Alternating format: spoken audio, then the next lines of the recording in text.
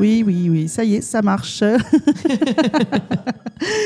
Bonjour à tout le monde. Aujourd'hui, dans Vous les femmes, vendredi 13, superstition ou douce veille de Saint-Valentin. On en parle ensemble pendant 2 heures. Pour m'accompagner, alors je vais commencer par quelqu'un que j'ai oublié la dernière fois, Brigitte. J'avais oublié Brigitte Solaire. Je suis là. Non, je t'oublie pas, voilà. Oublié. Oui, On non, a c'était juste à côté. un petit décalage horaire. C'est tout. Rien de mal. Coucou Brigitte, dis-nous, tu nous emmènes sur quel sujet aujourd'hui? Ouh là là, ça va être un sujet qui va vous intéresser puisqu'on est un petit peu raccord avec Vanessa. On va parler d'hormones, de chute. Eh oui. À cause de nos hormones. Oui. Mais l'autre, je vous laisserai, ça sera une petite devinette. Ah, ça va. C'est surtout juste que le docteur va arriver et il va nous parler en plus de périménopause et de préménopause. Ouh, eh ben voilà. Donc en plus, on est en plein dedans dans les hormones puisque... On est tout raccord finalement. On est tout raccord, c'est exactement ça. Vanessa qui est en face de Brigitte, coucou. Voilà la clique, ça Alors, va quel thème aujourd'hui? Eh ben justement, les hormones, voilà. Ah, Les voilà. hormones, mais à partir de 40 ans et plus. Donc voilà, pour comprendre pourquoi certaines femmes stagnent au niveau du poids ou certaines personnes s'énervent dans leur voiture pour des raisons inexpliquées. Allez voir le TikTok de Muriel. Ah là là, Mamie Muriel, écoutez, je viens de découvrir ça. Mamie Mumu. Mamie Mumu, voilà, Mamie Mumu sur TikTok, incroyable. Donc voilà, on va comprendre pourquoi Muriel s'est déchaînée dans sa voiture. Voilà. Mais tu sais Oui. que c'est une émission quand même pour les femmes, mais franchement, Tout à fait. les hommes, il faut qu'ils écoutent. Hein. Oui, parce qu'en fait, ouais. c'est ce que le docteur disait, et je pense qu'il va en reparler, c'est que voilà, on n'a pas la même vie que les hommes, et on doit justement composer avec nos hormones. Donc, Voilà. Donc, voilà. messieurs, Chaque écoutez semaine, l'émission les femmes parce que changent. c'est pour vous aussi, hein, messieurs. Hein. Tout à fait. Muriel Mazini, coucou. Oui, Alors, bonjour à tous. ça va? Mamie Mumu. Bonjour, oui, Mamie Ça lui Mumu plaît, sur ça, TikTok, Vanessa. j'adore. T'es pas oui, venue ça va. seule. Je ne suis pas venue seule, je suis venue Alors, avec présente-nous. Karina, l'esthéticienne aux mains de fée qui travaille dans mon institut. Oui, qu'on a déjà interviewé Voilà, il y a qui a quelques sa mois. petite cabine et qui est ravie de recevoir régulièrement toutes ses clientes, et hommes ou femmes d'ailleurs, et qui, elle, va vous Homme, parler... t'es pile les hommes. Hein. Oui, Ah bah oui. Ah. Oui, et elle va nous parler aujourd'hui de... drainage lymphatique, la méthode brésilienne. Bonjour à tous. Voilà, coucou. Alors, Coucou tout le ça va? monde. Je suis contente de te recevoir parce qu'en Ah plus, ben, avec moi ton aussi. accent, c'est joli, c'est Ah, chantant. merci. Ah ouais, vraiment. Des fois des fautes, mais Non, ça non, mais passe. c'est. Ah non. Alors, donc, et Mimi, tu vas parler de quoi? Moi, je vais parler de les taches du soleil, les taches de vieillesse, c'est la même chose en fait. Je vais parler de ça parce que ça tombe bien, puisque je pars au soleil encore. Et mais je tu vais mets vous une montrer, crème, vous expliquer Tu mets une crème 50? voilà, comment les éviter, comment les camoufler, comment les supprimer définitivement si elles arrivent. Voilà, un peu tout ce qui... On a tous ce problème, on a tout envie Oui. d'être bronzé, mais pas taché, quoi. Ouais, On n'est pas des dalmatiens. Hein. Ouais, ouais, ouais. Non, mais c'est sûr, c'est sûr. Sandrine Magnès qui est là. Alors, invitée, mais presque déjà de la famille, parce qu'elle était dans ma première émission Si on se disait tout. Donc, on avait parlé de tantrisme. Ça avait intéressé beaucoup de gens, dont Solange, qui était là avec nous aussi, et Cyril Corti. Alors, aujourd'hui, donc, tu vas nous faire voyager, mais sur les rites ou comment on peut dire, les rituels de Bali, ou ce que tu as appris.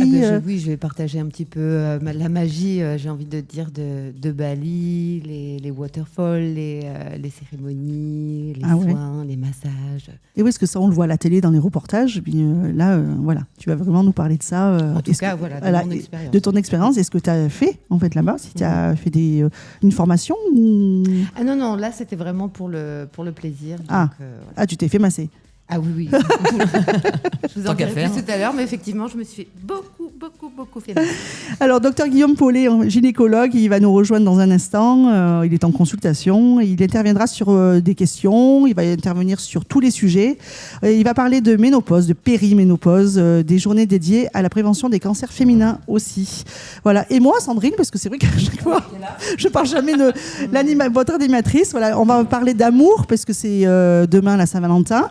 On en a parlé, elle rigole, Vanessa, je ne sais pas pourquoi. C'est bizarre parce que vous savez que sur notre site internet et sur YouTube, on retrouve la vidéo des enregistrements. Donc voilà, Muriel saura pourquoi je rigole. Voilà, on va parler de relations, d'amour, et on va parler un petit peu des rencontres. On en a parlé dans C'est que de la radio, c'est des gros sujets. Hein. À chaque fois, les rencontres amoureuses et les rencontres qui ne se font pas, que c'est difficile, le célibat, voilà. Donc la Saint-Valentin, on va parler de tout ça. Voilà, donc vous les femmes, c'est pour vous, chères auditrices, mais comme je disais tout à l'heure, messieurs, je vous conseille d'écouter. Voilà, comme ça, vous comprendrez un peu plus. Ça ne fera pas de mal. Mieux les femmes.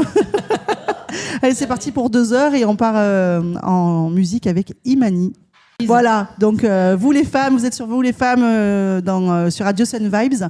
Là, on reçoit du coup Karina. Alors, bonjour. Rebonjour. Karina, tu es du coup brésilienne. Oui. Tu es arrivée en France quand Je suis arrivée en France, j'avais 15 ans. Là, aujourd'hui, je vais faire 30 ans dans 2 mois. Donc, il y a 15 ans que je suis en territoire français. Avant, j'étais dans la Guyane française, qui c'est en territoire français. D'accord. Et ici, en métropole, ça fait 8 ans que je suis. D'accord. Et tu as t'as 3 enfants. Oui, j'ai 3 enfants français, parce que je suis arrivée très jeune, donc voilà. Et voilà, je suis devenue esthéticienne ici en France. Tu as ta famille au Brésil? J'ai ma famille, ma mère. Ici en France, j'ai que ma sœur et mon mari, mes enfants, voilà. D'accord, sinon toute ta famille est au Brésil? Toute ma famille est au Brésil. Ah ouais. Et tu retournes au Brésil? De temps en temps. La dernière fois que je suis allée en 2021, là, ça fait un petit moment. Ah oui, ça fait un petit moment. Ça fait un petit moment. Peut-être en 2027, on programme en vous voyage. allez programmer tout ça. Comme on a une famille nombreuse, ça fait un peu de budget pour aller au Brésil, c'est pas donné. Ouais, non, c'est sûr. Alors, tu es dans l'Institut de Muriel, à Janas, à la Seine. Qu'est-ce que tu fais, toi, exactement? Moi, je suis esthéticienne, je fais un peu tout. Je fais la beauté du regard, je fais les soins du visage, tout ce qui est massage, relaxant, drainage lymphatique, la méthode brésilienne. Voilà, tu vas nous raconter du coup ce que c'est. Ouais. J'ai fait un peu tout, les soins du pied, soins du dos, tout ce qui est soins, épilation à la cire, c'est avec moi. Je dis là-bas, mais tu peux y aller chez Muriel. Hein. Je fais les épilations pour les hommes aussi. Épilation, massage, soins du visage pour les hommes aussi. J'ai pas mal de clientes pour les épilations. Oui. Ça se rajoute juste au laser. Julia, c'est Julia qui fait aussi le laser. Oui, Julia, c'est l'infirmière qui intervient à l'Institut. Elle fait le laser, Voilà, le laser, ouais, ça n'a rien à voir. Là, c'est tout ce qui est épilation au laser, c'est avec Julia. Et moi, c'est vraiment que la cire. Oui, parce qu'on disait la dernière fois que le laser, en fait, c'est vraiment sur plusieurs séances. Oui. Et il n'y a plus de poils. Oui, c'est de ce que j'ai appris avec Julia, c'est une épilation plutôt longue durée que définitive. Plutôt que définitive. Parce que peut-être avec des années, avec les hormones. Les hormones, ça peut revenir. À 50 ans, tu vois un peu. Mais il y a encore quand même des femmes qui passent par l'épilation classique à la cire, parce qu'on entend tellement de. Voilà. Tu vois, on entend tellement les épilations on va dire presque définitives, mais. Voilà, comme ça revient avec des années, ça revient pas comme avant. Mais j'ai plusieurs clientes qui ont déjà fait le laser, qui viennent faire la cire pour faire vraiment de l'entretien. Ils viennent à chaque 2 mois parce que la repousse, elle est beaucoup, beaucoup plus lente. Donc, j'ai pas mal de clientes qui ont fait le laser qui viennent faire la cire. D'accord. Parle-nous du drainage lymphatique brésilien. Parce qu'on connaît le drainage lymphatique, on le connaît tout. Sandrine, tu connais le drainage lymphatique? Oui, je connais. Voilà, on jamais pratiqué. Les kinés, souvent, qui le proposent les kinés. Aussi. Les ostéos ou pas? Je ne sais pas. Non, les kinés, parce que c'est le massage. Oui, c'est les kinés. Oui, c'est ça, c'est les kinés. Oui. Hein. Ah oui. Moi, je pratique la méthode brésilienne. C'est une méthode un peu plus rythmée que la méthode traditionnelle. La pression, elle est un peu plus aussi appliquée sur le drainage. Oui, parce que moi, j'en avais fait pour... je crois que quand j'avais accouché de Morgane, je crois que j'avais fait du drainage lymphatique par des kinés. Bien parce que mais c'était... je pensais que c'était beaucoup plus rythmé. Oui, non. Et c'était du coup... des petits appuis dans des zones, voilà. Ouais, mais c'était un peu mou. Oui, voilà. Je trouvais que voilà. Vous savez, ma mère, elle a fait au Brésil récemment de drainage lymphatique classique. Elle m'a dit qu'elle attendait beaucoup plus. Elle a pas eu le résultat qu'elle attendait parce que elle a dit, on dirait qu'elle me faisait de câlins. C'est pas du tout ça. Le drainage lymphatique, il doit pas faire autant mal. Si vous faites beaucoup de mal, c'est pas bien pratiqué. La praticienne, elle pratique pas bien. Ça fait la pression. Vous sentez la pression quand même, mais ça doit pas vous donner de bleus. Vous ne devez pas avoir des bleus. Parce que je connais des clients qui ont dit moi, quand j'ai fait la méthode brésilienne, j'ai eu plein de bleus, ça me fait trop mal. C'est pas normal. C'est la praticienne, elle n'a pas bien fait. Ouais. Ça, c'est un peu plus appliqué, mais quand même, faut que ça soit adapté à la personne. Et c'est un peu plus rythmé aussi. C'est vraiment physique. Muriel, elle me voit quand je sors des cabines. Oui, tu transpires. Moi, je t'ai vu déjà. On va dire, on dirait que moi, je me draine aussi avec la cliente. Ça. Voilà. Alors, tu as la cliente, comment elle peut savoir, la cliente, qu'elle veut un drainage lymphatique brésilien, en fait? Est-ce que c'est des clientes que tu as déjà et vous en parlez? Parce que sur Planity, il y a le rendez-vous. Tu vois, le drainage lymphatique brésilien. Tu vois son minceur. Mais comment c'est sur minceur. Oui. Comment on sait que voilà, on a besoin d'un drainage lymphatique? Parce que... Le drainage lymphatique, ça vous aide à diminuer les cellulites. On casse les cellulites. On a 3 types. Le seul qu'on ne peut pas casser, c'est le génétique. C'est lui qui vient de. Je parie que c'est bien ça. Voilà, là, celui-là, on peut pas l'éliminer, mais les autres, on peut l'éliminer. Si vous avez beaucoup de cellulite, ça va vous aider. Si vous avez de sensations de lourdeur sur les jambes, ça va vous soulager. Et si vous voulez vraiment juste remodeler vos silhouettes, ça vous aide aussi parce que les résultats sont visibles. Est-ce que ça ressemble dès la première séance? Il y a aussi le palpé roulé. C'est quoi le palpé roulé du coup? Ça, vous le faites pas, le palpé roulé? Non. Parce qu'avec Muriel, tu sais, il y en a qui font le palpé roulé avec les. Il y a le palpé roulé qui est aussi un massage. Mais il paraît que c'est pas super bon contre la cellulite, pas pour, mais contre. Et qui est plus efficace, d'après ce que j'ai compris, parce que c'est à la main, il est plus efficace que le LPG, ce qu'on entend avec les appareils. C'est quelque chose de plus efficace. Mais ce qu'elle fait là, c'est vraiment lymphatique, c'est pour faire circuler, c'est encore différent. Le palpé roulé, c'est on vient, on vous casse, on vous pince. Là, par contre, on peut avoir des bleus. Ouais, c'est clair. Et c'est presque normal d'avoir des bleus. Ce qu'elle va faire là, c'est rien à voir. Et c'est plus doux et presque plus efficace pour drainer, pour le corps, c'est beaucoup plus sympa. D'ailleurs, il y a une Brésilienne qui a ramené ça, je suppose que c'est une Brésilienne qui a ramené ça du Brésil. Renata França. Elle a franchisé son truc. Alors elle, elle dort pas, elle a franchisé le truc, elle l'a ramené, mais ça s'appelle le drainage lymphatique brésilien, tout simplement. Elle lui a donné un nom. Elle a mis son nom, en fait. Renata França, c'est une Brésilienne qui est venue en France avec la méthode brésilienne, mais elle cartonne parce qu'elle a mis son nom. Et comme les résultats ils sont visibles dès la première séance. C'est très instagrammable. Oui. Et elle s'est servie de ça. Oui. Du coup, elle a mis son nom. c'est la méthode Renata. Mais moi, j'ai déjà massé des praticiennes qui ont fait sa formation. J'ai déjà massé des clientes qui ont été massées par cette technique. Et elles me disent, c'est la même chose. Oui. C'est la même chose que le Renata. C'est ça que j'ai appris quand j'étais en formation. Et pourtant, une journée de formation de Renata França, ça coûte 2 000 €. D'accord? 2 000 €. Une journée. Et elle exige que la personne qui va faire la formation sache déjà qu'est-ce que c'est le drainage lymphatique. Parce qu'elle va travailler, elle va pas travailler la théorie. C'est vraiment que la technique. Mais moi, j'ai la même technique. Voilà, c'est le nom brésilien. Le vrai nom de la technique, c'est méthode brésilienne. Voilà. Brigitte. Moi, j'ai juste une petite question. Est-ce qu'elle n'a pas quand même à rajouter une petite touche à elle pour se permettre de s'approprier cette marque elle est arrivée en France avec une technique brésilienne, elle n'a rien rajouté. Non. En fait, j'ai déjà massé des praticiennes qui ont fait la formation et elles me disent c'est la même chose, c'est exactement la même chose. T'es sûre que t'as pas fait la formation de Renata? J'ai dit non, j'avais pas de budget. Elle a quand même piqué l'idée à quelqu'un à la base. Elle a ramené de Brésil. Elle a ramené du Brésil. Mais demain, on peut ramener quelque chose du Vietnam et lui donner un nom. La marque n'était pas déposée là-bas. Non, voilà. Pas ici en tout cas. Pas déposée ici. Elle l'a déposée en France. Mais du coup, et des forfaits, j'ai déjà vu parce que je voulais justement, avant de faire le drainage lymphatique brésilien, je voulais faire la méthode Renata. D'accord.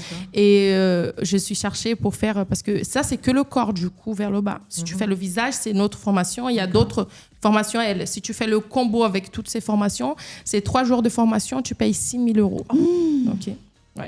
C'est trop cher. C'est effectivement. Et elle impose aussi le prix de la prestation pour les filles qui ont fait la formation. Elle dit vous ne pouvez pas demander moins de 130 € parce que sinon vous descendez mon nom. D'accord. Du coup, du coup, elle exige que ses pupilles, c'est comme elle appelle les élèves. Il y a un gros travail marketing derrière. Il y a un gros travail marketing. Voilà. Et micro, montre-toi. J'ai une amie qui en fait à Sifour Et effectivement, on ne peut pas descendre en plus le tarif puisque malheureusement les filles elle a tout cloisonné, elle a tout cloisonné. Elle a bien bouclé son marketing. Mais du coup, la fille non seulement va se taper 6 000 € de formation, en plus de ça, elle va essayer de rentrer un peu d'oseille d'argent qu'elle ne pourra pas parce qu'on lui impose un prix. Oui. Eh ben voilà, c'est comme si elle avait perdu 6 000 € parce qu'elle n'arrivera pas à rentabiliser sa formation. Oui. J'ai rien contre elle, mais c'est vrai que c'est un petit peu. C'est la méthode, c'est du marketing, c'est tout. C'est une franchise mais voilà, la méthode qu'applique Karina, c'est tout simplement ça. C'est tout simplement la même. C'est la méthode brésilienne, c'est juste, il n'y a pas le même nom parce que voilà. D'accord. Mais c'est la même technique, les résultats ils sont visibles. Sur ma page Instagram, j'essaye de mettre les avant et après et vous allez voir. En combien de temps si vous allez regarder Combien Sandrine, dis-moi, prends le micro. Je lui dis qu'elle va devoir créer sa la propre méthode marque. Karina, ouais. Ah oui. C'est vrai. Pour qu'on sache que c'est avec toi qu'on va pratiquer ça. Elle est brésilienne, Renata, François? Oui, elle est brésilienne. Au moins. En plus, le nom França, bah oui. parce que Ouais, c'est vrai. C'est vrai. Parce que França en portugais, ça veut dire France. Et oui. Bah voilà, Ouais, c'est la même chose. Combien de temps ça dure à l'institut Mais la séance, elle dure 1 heure de temps. Ben, moi, je prends un peu plus à chaque fois parce que moi, j'aime bien travailler. Donc, je prends 1h10 à peu près. Et c'est du cou vers le bas aussi. Je ne fais pas le visage pendant le massage d'1 heure. Après, si vous voulez avec le visage, je peux faire à part. D'accord. Il y en a qui prennent en fait avec visage en plus. Et j'ai aussi, parce que c'est un massage très physique, on ne peut pas non plus baisser autant le prix. Moi, j'ai créé la mini drainage lymphatique. C'est 2 zones au choix. La personne, elle choisit 2 zones.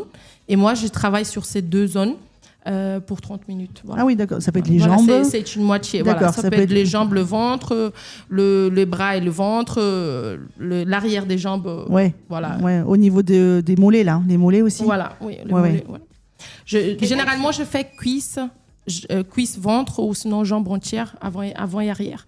Là, c'est 2 zones, tu vois. D'accord. Mais il n'y a pas le dos, puisque le dos, ça n'a rien à le dos, on n'a pas des points lymphatiques dans le dos. Il n'y a pas des points lymphatiques, oui. Bah, du coup, quand on masse le dos, on les amène vers les aisselles, parce que c'est là les points lymphatiques. Le point lymphatique, c'est... D'accord.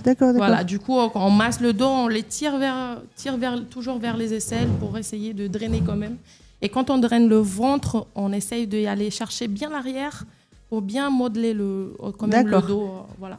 La silhouette. Alors, on dit bonjour Guillaume. Il vient d'arriver. Donc on dit, voilà, comme ça il prend en cours de route. Oui. Ça va Guillaume? Oui, ça va très bien. Merci beaucoup. En fait, Karina nous parle des drainages lymphatiques brésiliens. Voilà, donc elle fait des drainages lymphatiques brésiliens et du coup la différence entre le drainage lymphatique brésilien et ce qui est pratiqué en France aussi. Donc pourquoi le brésilien? Donc elle nous explique. Elle est en train de nous expliquer ça. Oui, voilà. Voilà. C'est un massage plus rythmé, plus physique, plus appuyé, avec une pression, et des précisions vraiment.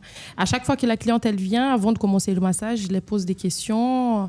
Qu'est-ce qu'elle cherche vraiment avec le drainage lymphatique pour que je puisse travailler vraiment sur les besoins de la cliente. Oui, parce qu'on disait sur Planity, du coup, c'est ce qu'on disait tout à l'heure.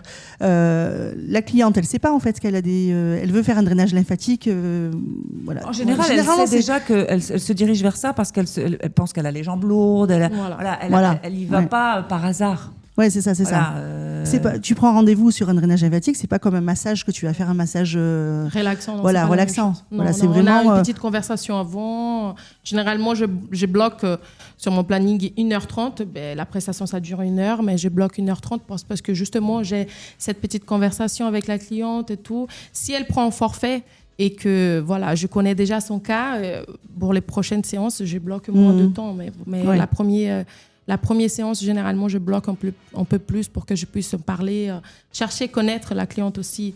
Connaître, parce que aussi, il y a... Autre chose. Il y a les contre-indications. Les problèmes cardiovasculaires, les personnes qui ont un problème dans le cœur, elles ne peuvent pas. Ah, donc tu poses cette question avant. Oui, je pose les questions. Si la cliente elle est enceinte, je ne vais pas faire le même drainage. Oui. Parce que ce n'est pas contre-indiqué pour les femmes enceintes, mais c'est un cas spécifique.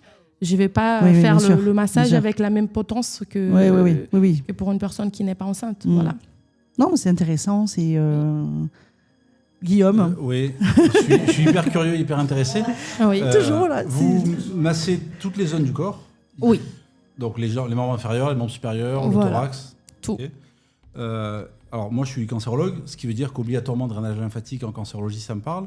Est-ce que c'est une contre-indication, une gêne pour vous de les voir? Comment une patiente qui a eu un cancer du sein, si elle a une gêne, est-ce que vous modifiez un peu la façon avec laquelle vous faites des drainages? Oui, j'y vais plus lentement. Bien sûr que j'ai diminué un peu le rythme, mais ça reste quand même du drainage parce que je vais travailler sur les points lymphatiques. On a partout dans le corps des points lymphatiques, donc on travaille les points lymphatiques. Et bien sûr que c'est là un problème, une contre-indication. C'est bien d'abord qu'elle parle avec le médecin, demander si elle peut être libérée, voilà. Et si oui, en conversation avec elle, je peux facilement m'adapter à son besoin. Et du coup, la fréquence, la rythmicité, vous les voyez, vous leur recommandez de venir une fois par mois, par semaine, Oui, recommandement, c'est une fois par semaine. Mais aussi, c'est lié avec l'alimentation. Parce que, comme j'ai dit, c'est pas un miracle, le drainage lymphatique. C'est lié avec l'alimentation. Si vous venez faire une séance de drainage lymphatique et vous sortez manger un burger, ça va pas avoir l'effet. Hein. Diminuer le sel, moi je parle tout le temps à mes clientes, faut diminuer le sel, faut diminuer le gras de la nourriture. Je te dis pas d'arrêter, mais diminuer et bien boire de l'eau. Ça, c'est primordial.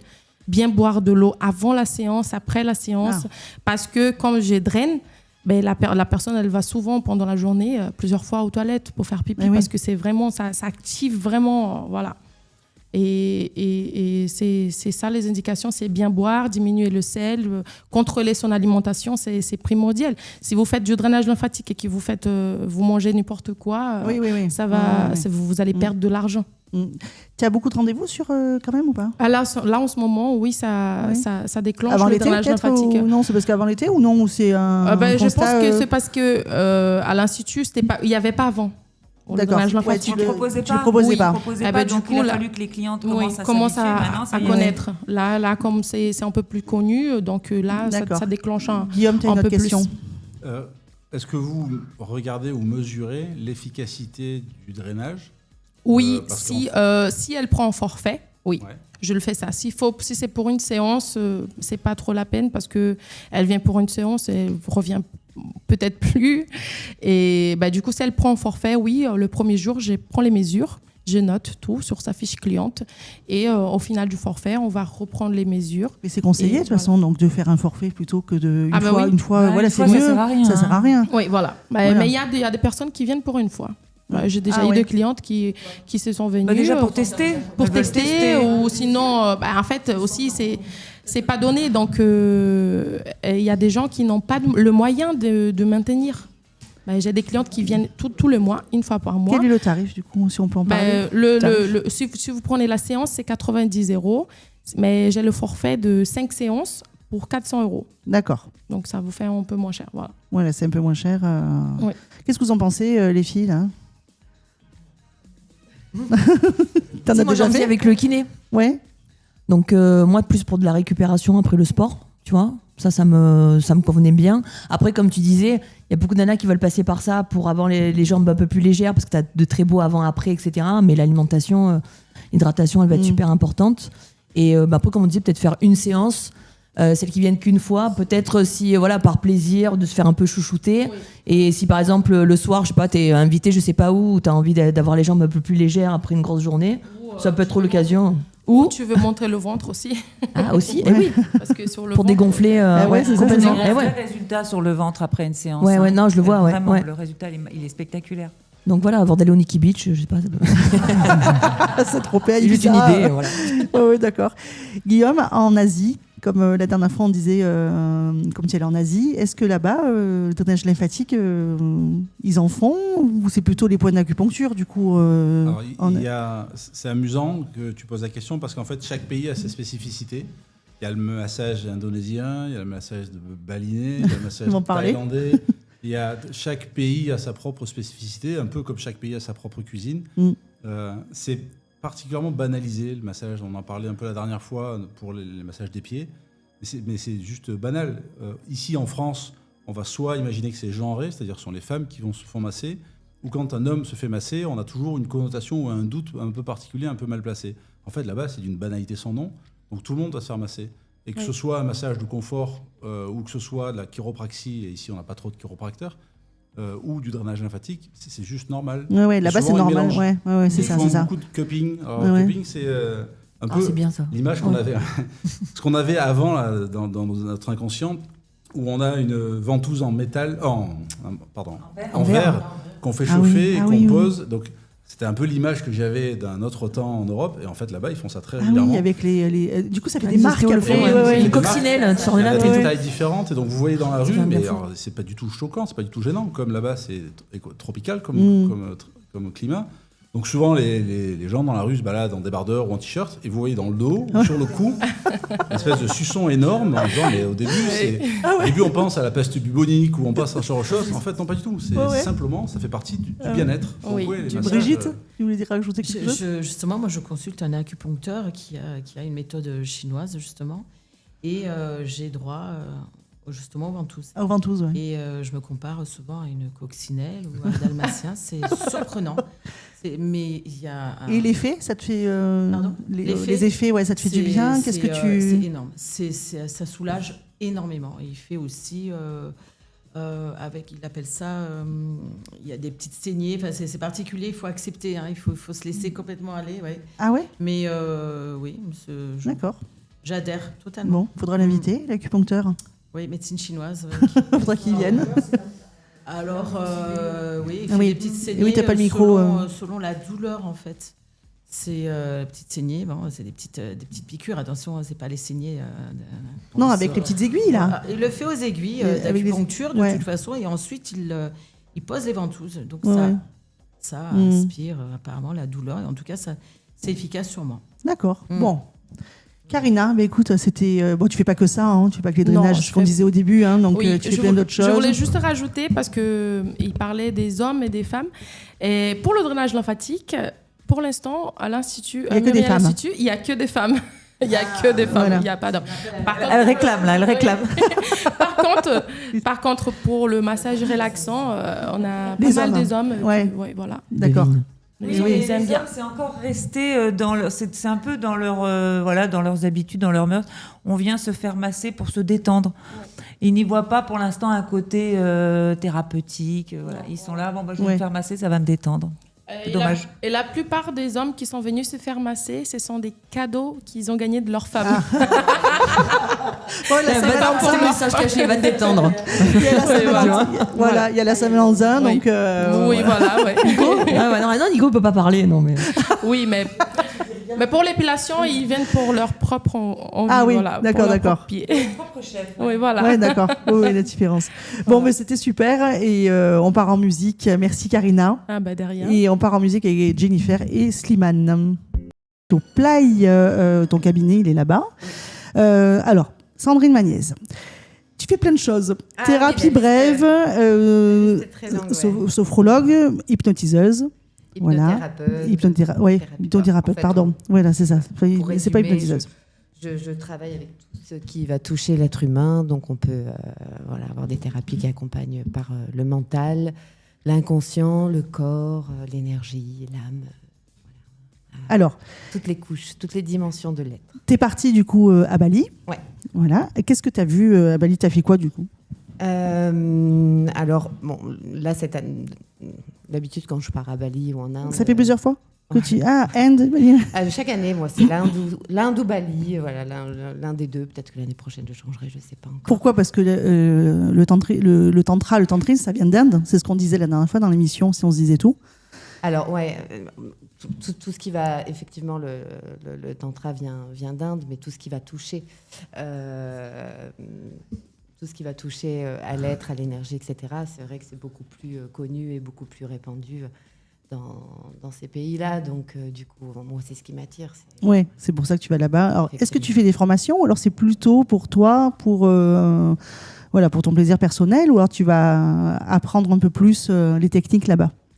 Alors, pour moi, l'expérience d'aller là-bas, c'est déjà une formation en soi, même si je n'achète pas une formation à proprement dit que je ne vais pas participer. Mais juste le fait de vivre là-bas, à suffisamment de temps pour vivre pas mal d'expériences, c'est déjà un apprentissage. Ouais, rien que d'aller là-bas. Tellement pas dans la même culture, tellement pas dans les mêmes habitudes, dans les mêmes mentalités. Voilà, il y a tellement de choses à apprendre Et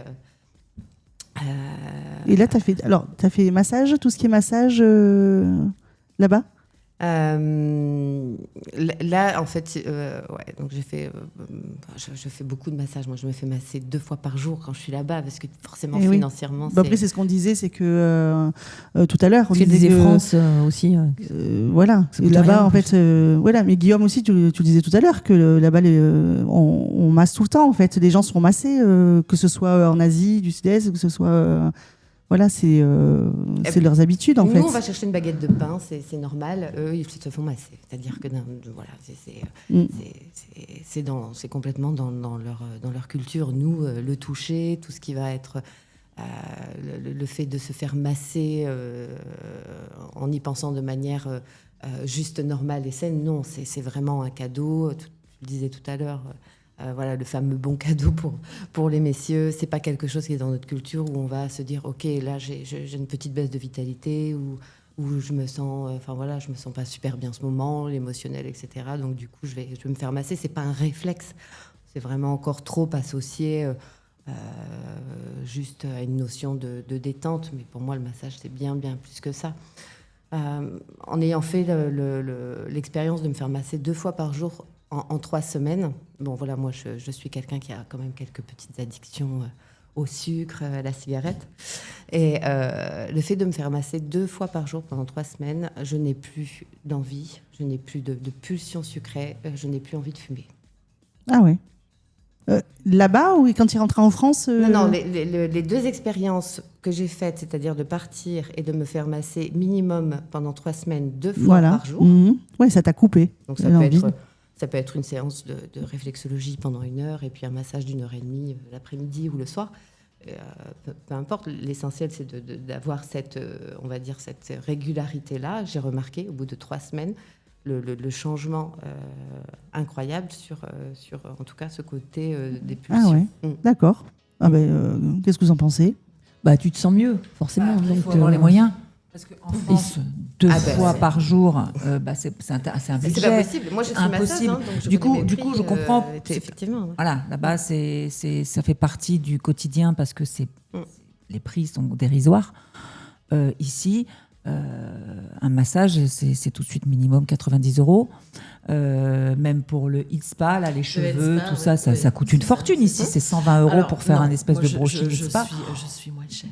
Voilà, mais moins cher reste quand même plus cher que là-bas. Mais je reste efficace. C'est pas pour autant, mais je pense qu'en fait, le fait de se faire masser 2 fois par jour, est-ce qu'il n'y a pas on n'y pense plus? On n'a plus cette addiction parce qu'on n'y pense plus aussi. On est occupé. On est très occupé. Ouais, pour moi, le toucher, c'est la première source d'apaisement chez l'être humain. Donc, moi, je suis pas née dans le bon pays, quoi, en gros, parce que de toute façon, avec ce stress, avec ce rythme, avec nos occupations, la consommation, l'argent. Je disais, si tu travailles, faut payer aussi, être à son compte.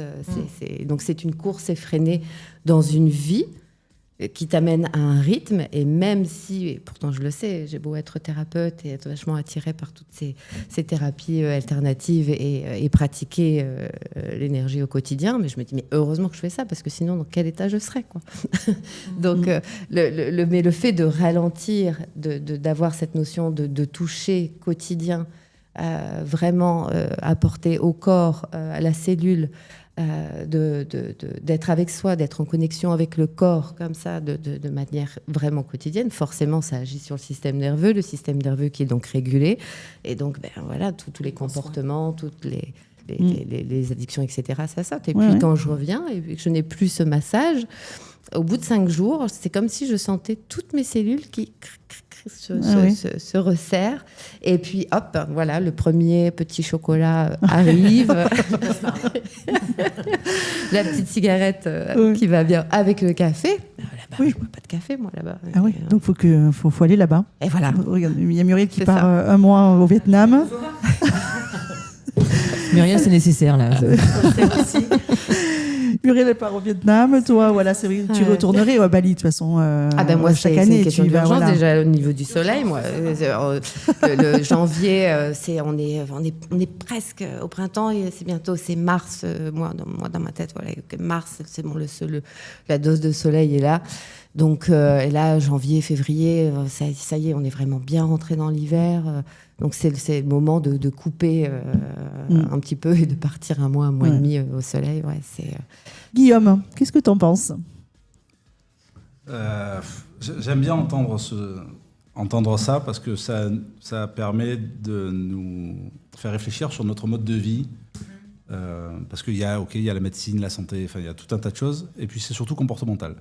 Et on s'aperçoit qu'il y a beaucoup de choses qui nous impactent, qui sont liées à nos habitudes comportementales. Alors en médecine, on a un mot chic pour tout, et ça s'appelle une exogénose. Et donc du coup, on a envie de se dire que, en fait, si on veut, on peut. Qu'est-ce qui t'empêche, une fois que tu es rentré, de ne pas te jeter sur ta cigarette, de ne pas te jeter sur ça? C'est très compliqué, ça demande un effort presque physiologique, surhumain. Pourquoi? Parce que socialement, on est habitué à ça, culturellement, on est habitué à ça. Donc on est des animaux sociaux, hein, on est vraiment impacté par ça. Et c'est peut-être un peu dommage. Alors là, maintenant, avec l'accès à l'information, les voyages, tout ça, il va y avoir de plus en plus de sources des nouveaux massages, des nouveaux drainages lymphatiques.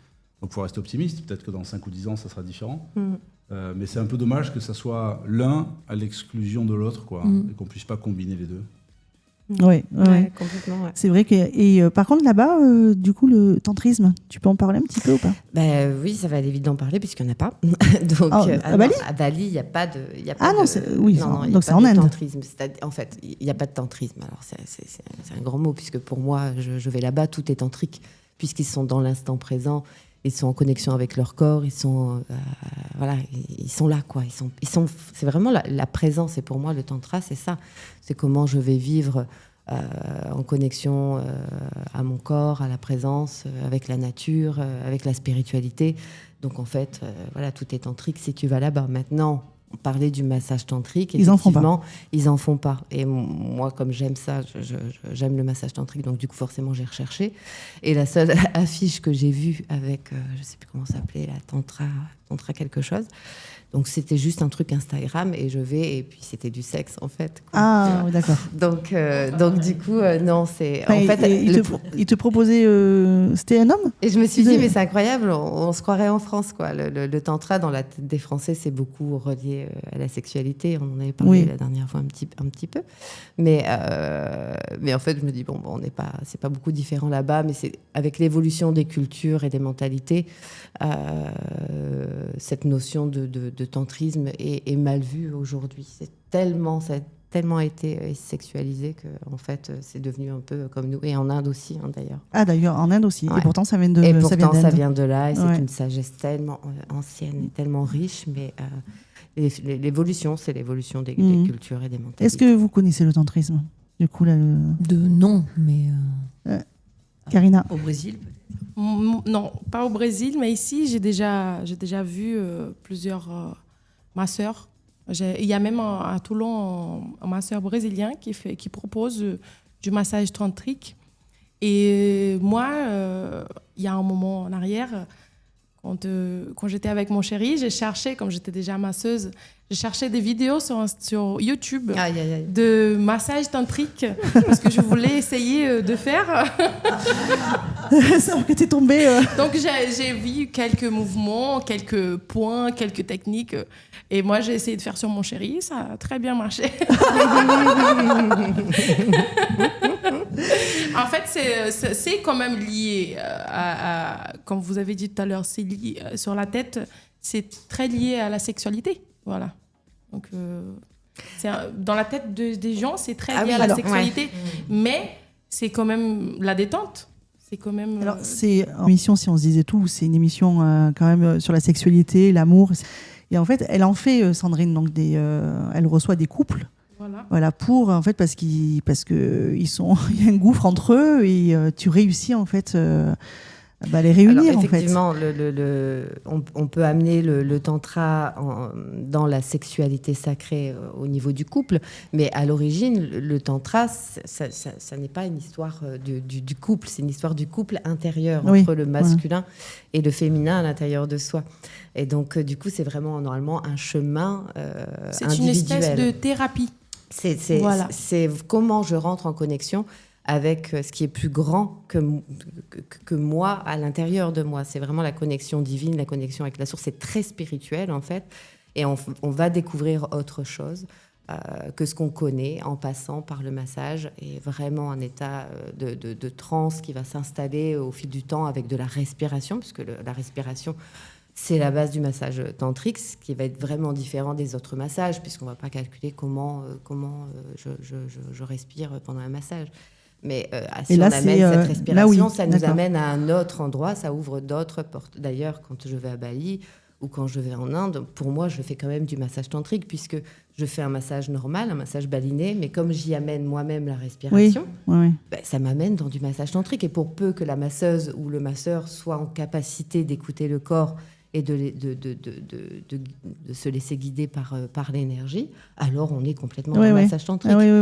C'est vraiment, tu te laisses aller. C'est pas que la technique manuelle, c'est la technique respiratoire aussi. La qualité du massage tantrique va dépendre de soit la respiration, soit la présence, en fin de compte, du masseur ou de la masseuse qui va accompagner et donc écouter le corps et se laisser emporter par cette énergie qui guide, en fait. C'est l'énergie du corps, c'est le corps qui te dit où aller, quel rythme adopter.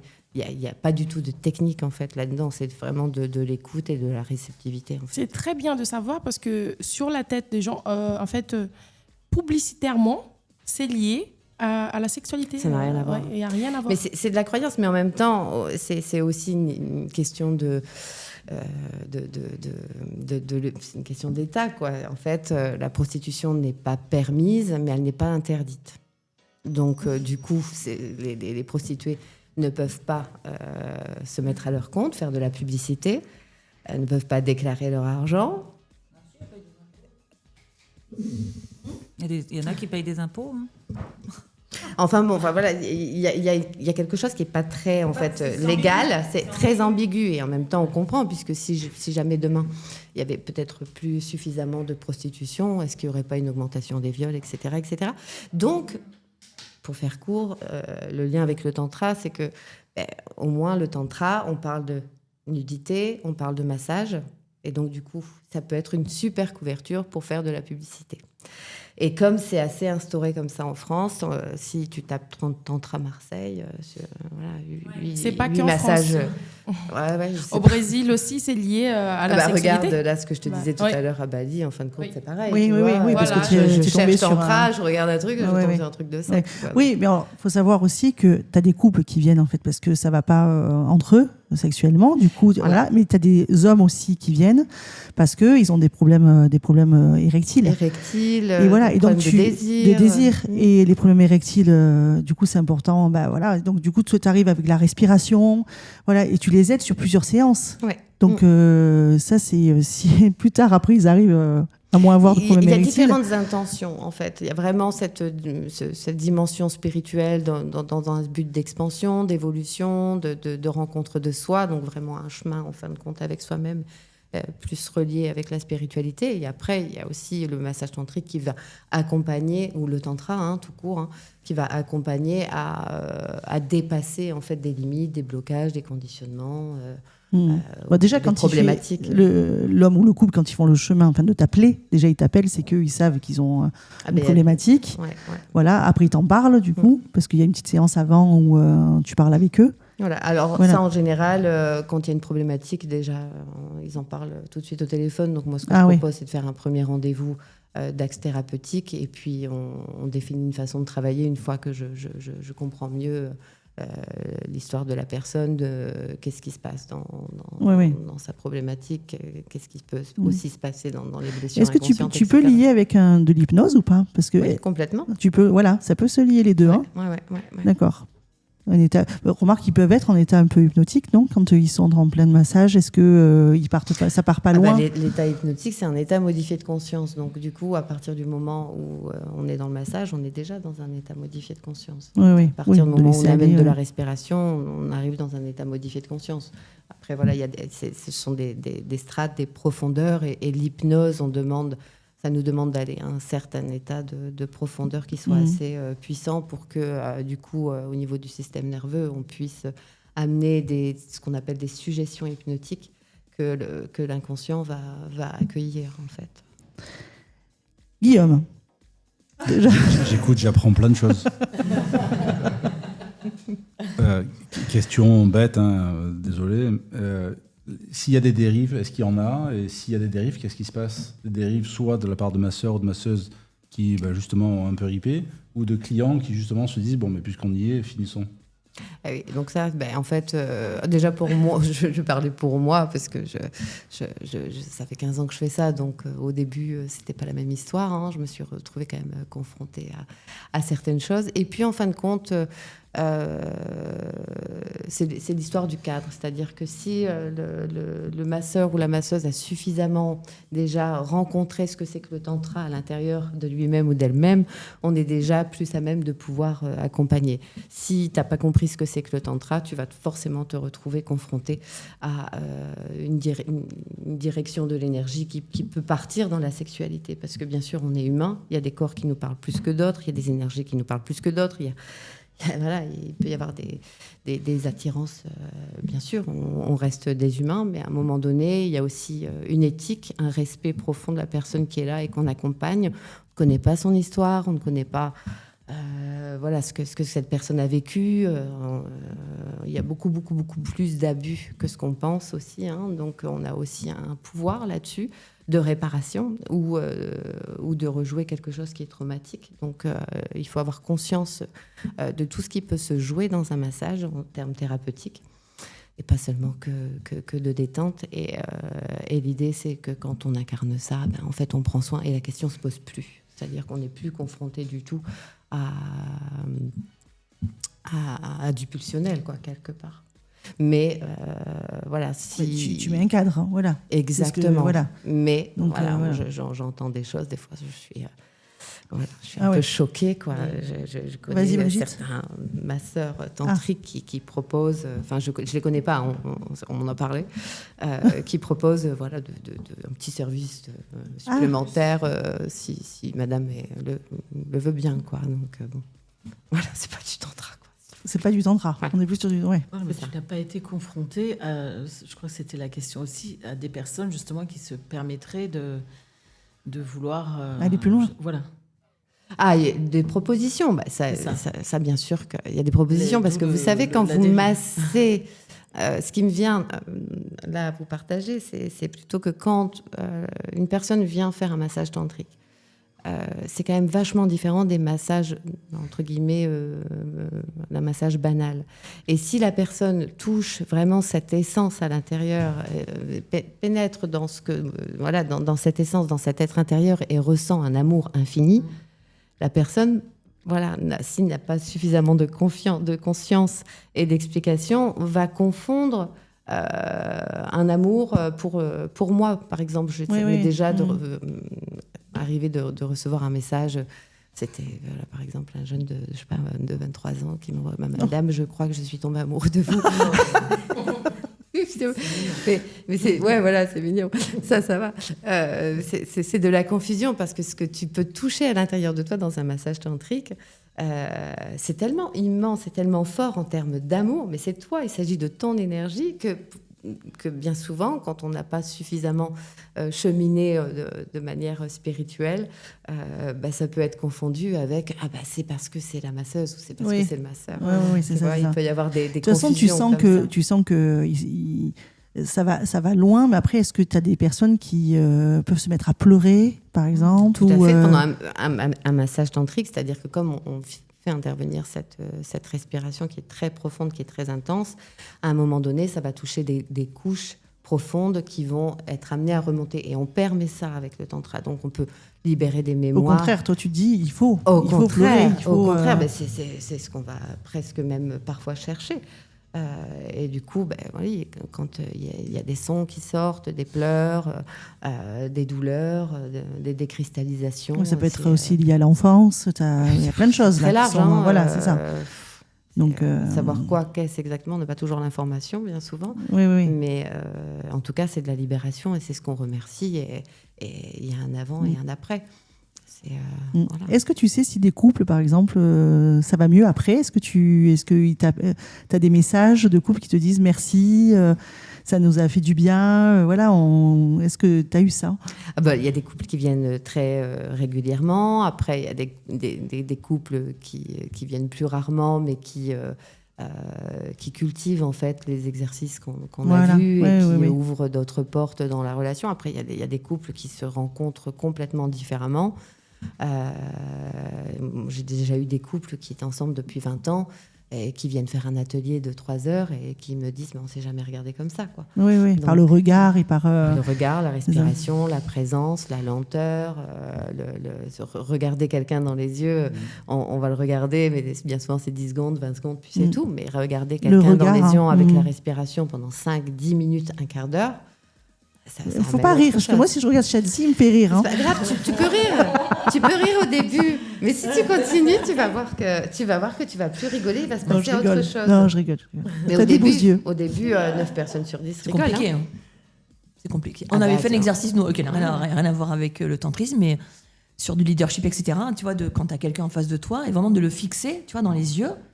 Et tant que la personne ne disait pas switch, tu ne pouvais pas décrocher du regard, quoi.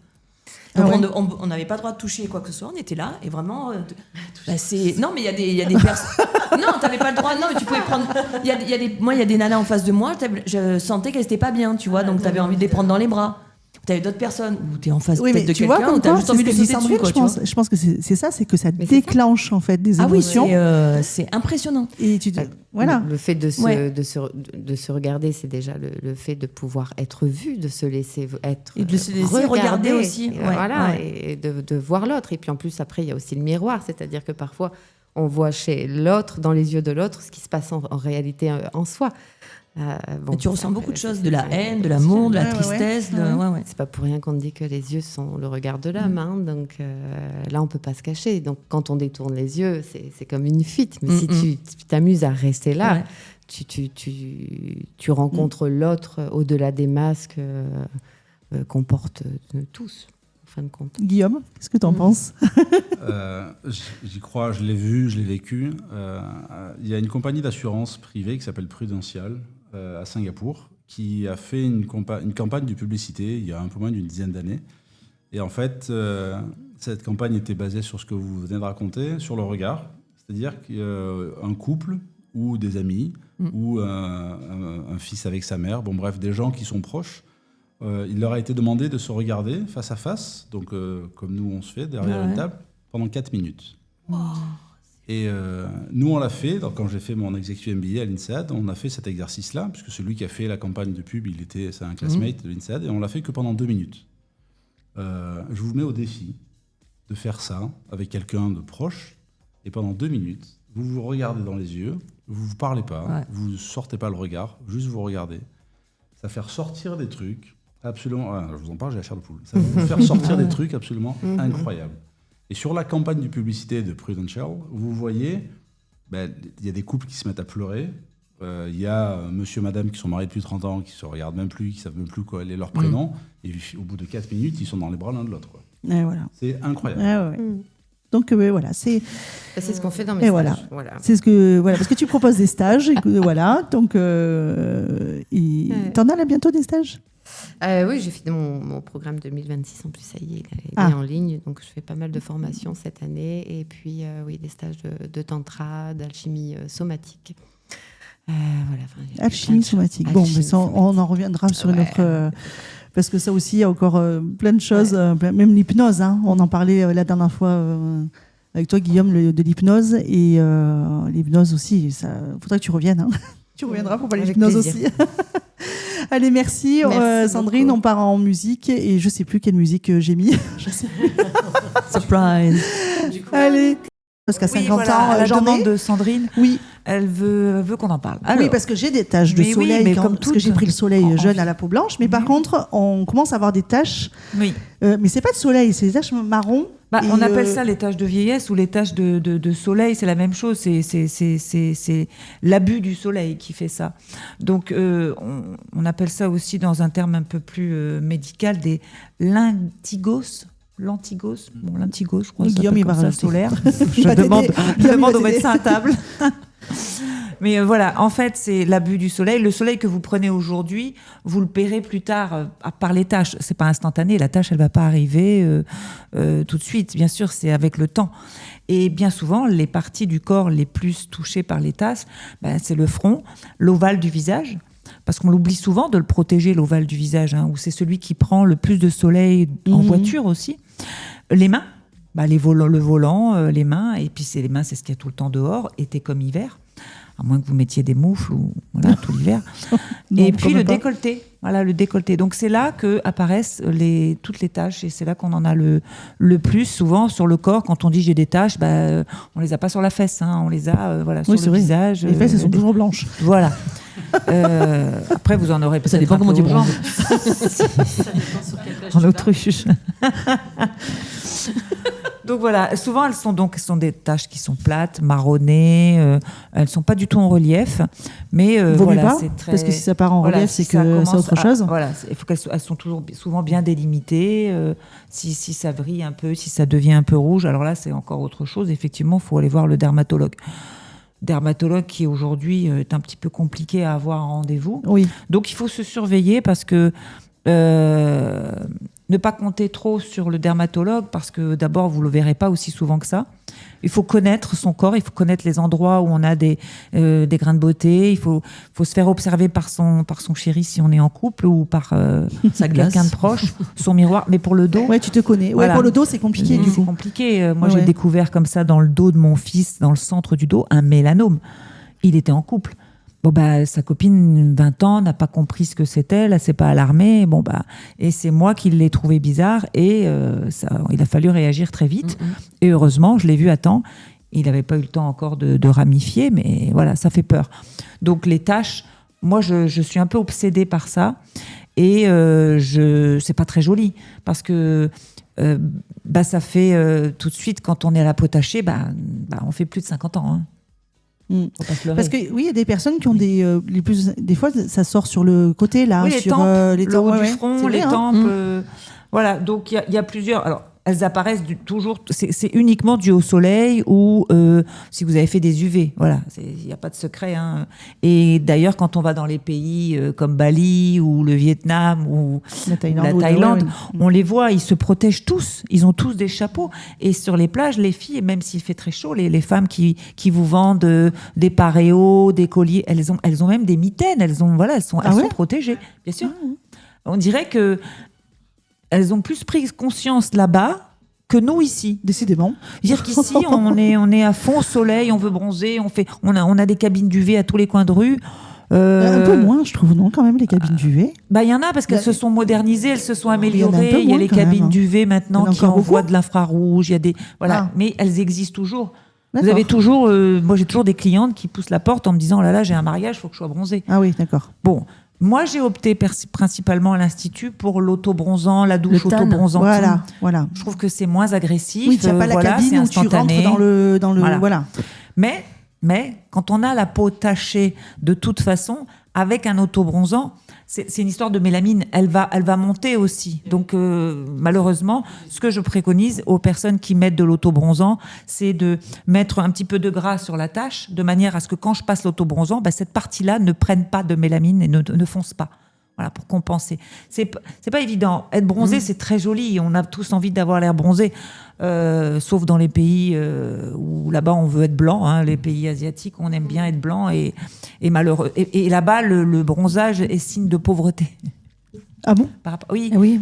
Comme c'était chez nous il y a 500 ans. Ouais, c'est pareil, Exactement. hein. Louis XIV, il se bardait de poudre Ah, de blanche. blanche, oui, c'est vrai, c'est C'était vrai. c'était classe, c'était très élégant d'être C'était blanc. bronzé, c'était les paysans qui étaient au champ. Exactement. Donc, Oui, oui. Donc le soleil, c'est traître parce qu'on a envie de se dorer la pilule au soleil, on aime bien, mais voilà, il faut faire attention. Donc on a plein de crèmes pour Alors ça. du coup, il y a les crèmes, parce il y a que les c'est les crèmes. dermatos qui prescrivent Alors, les crèmes. personnellement, j'ai des taches, ce qui me viennent sur les cuisses et tout, et pour les faire disparaître, ces taches, souvent il suffit d'utiliser la cryothérapie, de l'azote ou un liquide à moins 190 degrés, quoi, quelque chose d'assez pour cuire Et n'ayant pas trouvé de dermatologue, personnellement, je ne le conseille peut-être pas, hein, mais moi j'ai été m'acheter, vous savez, le truc pour les verrues.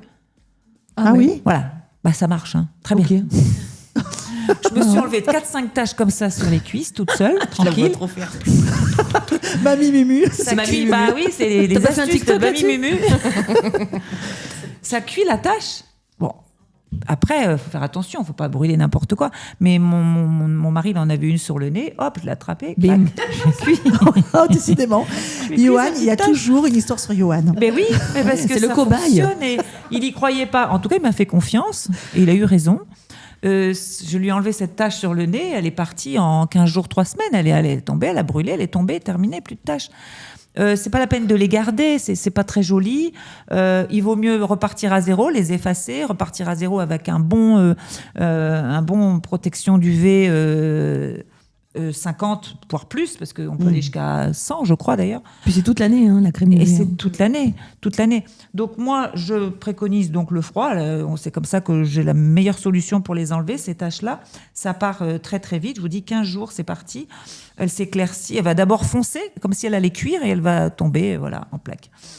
Alors on dit, oui, cet acte est à réaliser par un médecin. Si vous n'en avez pas sous la main ou si c'est compliqué, voilà, moi c'est ce que j'ai trouvé comme solution. Non, mais parce que les dermatos, il y a beaucoup d'attentes. Voilà, il y a 6 mois d'attente. Guillaume, c'est vrai que c'est. On le sait, hein. Guillaume n'est pas dermato, mais. Et c'est dommage, on ne devrait pas être dans une situation comme ça où une spécialité ou deux sont inaccessibles. Heureusement, aujourd'hui, il y a des médecins généralistes qui sont formés bien sûr. Pour justement faire de la dermatologie ou équivalent de dermatologie. Et d'ailleurs, je travaille avec une des médecins ici, là, Dr Pono, qui a une formation, qui a un dermatoscope et qui est en interaction avec c'est intéressant le de le savoir. Voilà. Et donc, il y a des consultations dédiées à ça, quoi. Donc c'est intéressant de savoir. Le dermatoscope. C'est le nom chic qu'on donne à une loupe. Une loupe. Voilà, c'est ça. Je vous l'ai dit, on a plein de noms chics. C'est formidable. Mais en fait, c'est ça. Et j'ai vu, il y a un médecin aussi à Carqueiranne, je ne me souviens plus de son nom. C'est pareil, il a sûrement cet outil et il va aussi pouvoir mettre l'image de ce qu'il a pris, de ce qu'il trouve un petit peu suspect. Il va le mettre sur un site et tous les dermatologues vont y avoir accès et on va pouvoir dire à cette personne, c'est grave, venez me voir tout de suite. J'ai une amie, c'est comme ça. Elle est allée voir ce médecin généraliste parce qu'elle n'a pas trouvé de dermatologue, qui a pris la photo, qui l'a postée sur un site ou un logiciel spécifique. Et dans l'après-midi, elle a eu un rendez-vous parce que c'était urgent et c'était assez grave ce qu'elle avait. Alors, donc, heureusement qu'il y a ça. Après, quand même, le médecin généraliste, toi, dans ton expérience, tu vas voir un médecin généraliste qui te dit, en fait, il y a ça, et hop, du coup, tu pars prendre rendez-vous. Voilà. En tout cas, le médecin généraliste... Le processus, c'est ça. Mon mari, encore, Johan, a eu un problème avec ça. Il avait donc quelque chose, en revenant de Thaïlande, une tache qui a grossi, mais qui est carrément sortie en relief. Donc, au début, on a mis ça sur le compte de tache du soleil. Mais je ne suis pas arrivée avec mon stylo. Je dis, on va y aller doucement, on va regarder. Ça a évolué très, très vite. Et en fait, on a été voir notre médecin généraliste. Mais je crois que ça évolue très vite, en fait. C'est ça, Guillaume. Les tâches, en fait, quand ça part en sucette, ça va très vite. Ça va très vite, quand même. Là, c'était en 15 jours, 3 semaines, quand même. Ça, c'était sorti. Et donc, le dermatologue, il n'y en avait pas. On a été voir le médecin traitant, qui nous a envoyé tout de suite voir un chirurgien. Il ne nous a pas parlé de dermatologue. Il nous a dit, allez le faire enlever. Et le chirurgien, une fois qu'il a enlevé, l'envoie pour aller vérifier, pour vous dire ce que c'est en biopsie, pour vous dire si c'était grave ou pas grave. Si c'est grave, si ce qui vous a enlevé... C'est un chirurgien esthétique que tu as vu. Voilà. Esthétique, absolument. Qui l'a enlevé de façon très propre et rapide. Et d'ailleurs, c'est pareil. Il ne voulait pas lui enlever tout de suite. Il a dit, voilà, vous aurez rendez-vous que dans 1 mois et demi, j'ai pas de place avant. Mais quand on voit cette chose sortir et devenir vilaine, et c'est inquiétant. Et quand on vous dit, vous aurez un rendez-vous dans 1 mois, 1 mois et demi, c'est ce qu'on disait il y a 15 jours, qu'on patiente. Et là, faut patienter. Et là, le chirurgien a été cool. Il a dit, écoutez, j'ai une place, j'ai une personne qui est un petit peu en retard. Si vous voulez, là, je vous prends. Et ça, il a été pris dans la même journée. Et heureusement, voilà, parce que c'était quelque chose qui était cancéreux, mais qui n'avait pas évolué, qui n'avait pas encore évolué, donc on l'a pris à temps. Mais voilà, d'attendre, c'est jamais bon. On attend, on recule le moment. Et heureusement, c'est ni carcinome, ni un carcinome, ni un mélanome. Ni un mélanome, ni l'un ni l'autre. Mais voilà, les taches du soleil, il faut s'en méfier. De toute façon, le soleil, c'est terrible, c'est terrible. Et on est dans une région où on voit beaucoup de femmes dès le mois d'avril. Elles font recto verso sur la plage. Moi, j'en vois. Et même des personnes âgées qui sont. Mais c'est elles, ces personnes-là dont je parle. C'est souvent elles. C'est souvent elles, parce que je crois qu'elles n'ont pas conscience. C'est incroyable. Elles n'ont pas conscience, elles sont quadrillées. Et d'ailleurs, c'est même un peu, alors pas choquant, peut-être pas, mais tu passes et tu dis, oh, ça, c'est trop. C'est trop. C'est trop. Franchement, micro. J'ai l'impression quand même qu'on a perdu un petit peu l'habitude justement de faire la crêpe, si je peux appeler ça comme ça. Aujourd'hui, c'est un peu moins de tendance. Moi, personnellement, moi qui ai vécu et grandi en Australie, on était enfant, il n'était pas question qu'on reste au soleil comme ça. C'était impossible. Quand tu étais jeune ? Oui, tout à fait. Oui. Parce que moi, pas du tout. Donc, moi, j'avais des tantes, elles y allaient avec de l'huile d'olive. Et peut-être que là-bas, en Australie, c'était... Voilà. Non, je t'assure que alors, vous étiez sûrement en avance sur les dangerosités, la dangerosité du soleil. J'étais déjà très en avance et j'ai 54 ans. Il n'était pas question qu'on s'expose comme ça. Mais malgré tout, ici... je pense que si on regarde, j'en ai des tâches, mais je ne m'expose pas des heures au soleil. Mais je trouve qu'en vieillissant, on s'expose de moins en moins. Déjà, c'est de moins en moins supportable. Et puis, c'est pas grave. Si je suis blanche... exactement, moi aussi, c'est ce que je... Il y a le blush. Je préfère ma santé. Si je suis pas bronzée, si on me dit que je suis moche... Après, le soleil fait du bien. Ça fait du bien de prendre un peu de soleil. Bien sûr. Voilà, mais on peut bronzer avec du SPF 50. On bronze à travers cette crème-là. C'est pas pour autant qu'on ne bronze pas. On va quand même avoir une peau hâlée. T'as même un peu joli bronzage sans passer par la case écrevisse, quoi, tu vois. Mais j'ai encore des gens autour de moi qui sont ravis. On se dit, regarde les coups de soleil que j'ai pris. Tu vois, demain, je suis bronzée. Il y a une tendance l'année dernière sur TikTok où les filles faisaient exprès d'avoir les marques. Oui, c'est ça. T'imagines jusqu'où ça? Alors, il y a une grande tendance au Brésil aussi. C'est très drôle parce qu'il y a Karina qui est là. Mais la marque du maillot. Au Brésil, vous montez sur les toits des favelas. Oui, et il y a des filles qui organisent ça. Ils font le scotch. Le scotch, le maillot de bain en scotch, et il reste sur le toit d'une maison. Ils passent de l'huile, et ils arrosent avec de l'eau de temps en temps, chaque 10-15 minutes, et après le tour. Et c'est payant. C'est payant. Venez cuire au soleil. Mais ça fait, pour les Brésiliennes, c'est joli. C'est très chic. Elles aiment bien. Les Brésiliennes, elles aiment bien avoir ici la petite marque du maillot. Incroyable. Au contraire de la France. Parce que la France, les femmes, elles n'aiment pas du tout la marque. Oui. Au contraire, elles font du topless, en général. Ou elles achètent des maillots de bain transbronzants, c'est la grande tendance. Bien sûr. Mais il faut dire aussi que les Brésiliennes n'ont pas la même peau que nous aussi. Je pense qu'on a des peaux faites pour être bronzées ou pas. Moi, je vois Karina l'été, elle a un bronzage magnifique. Je peux jamais bronzer comme elle, ce sera impossible. Mais avant de bronzer, j'ai rougi. Ça, je te rassure.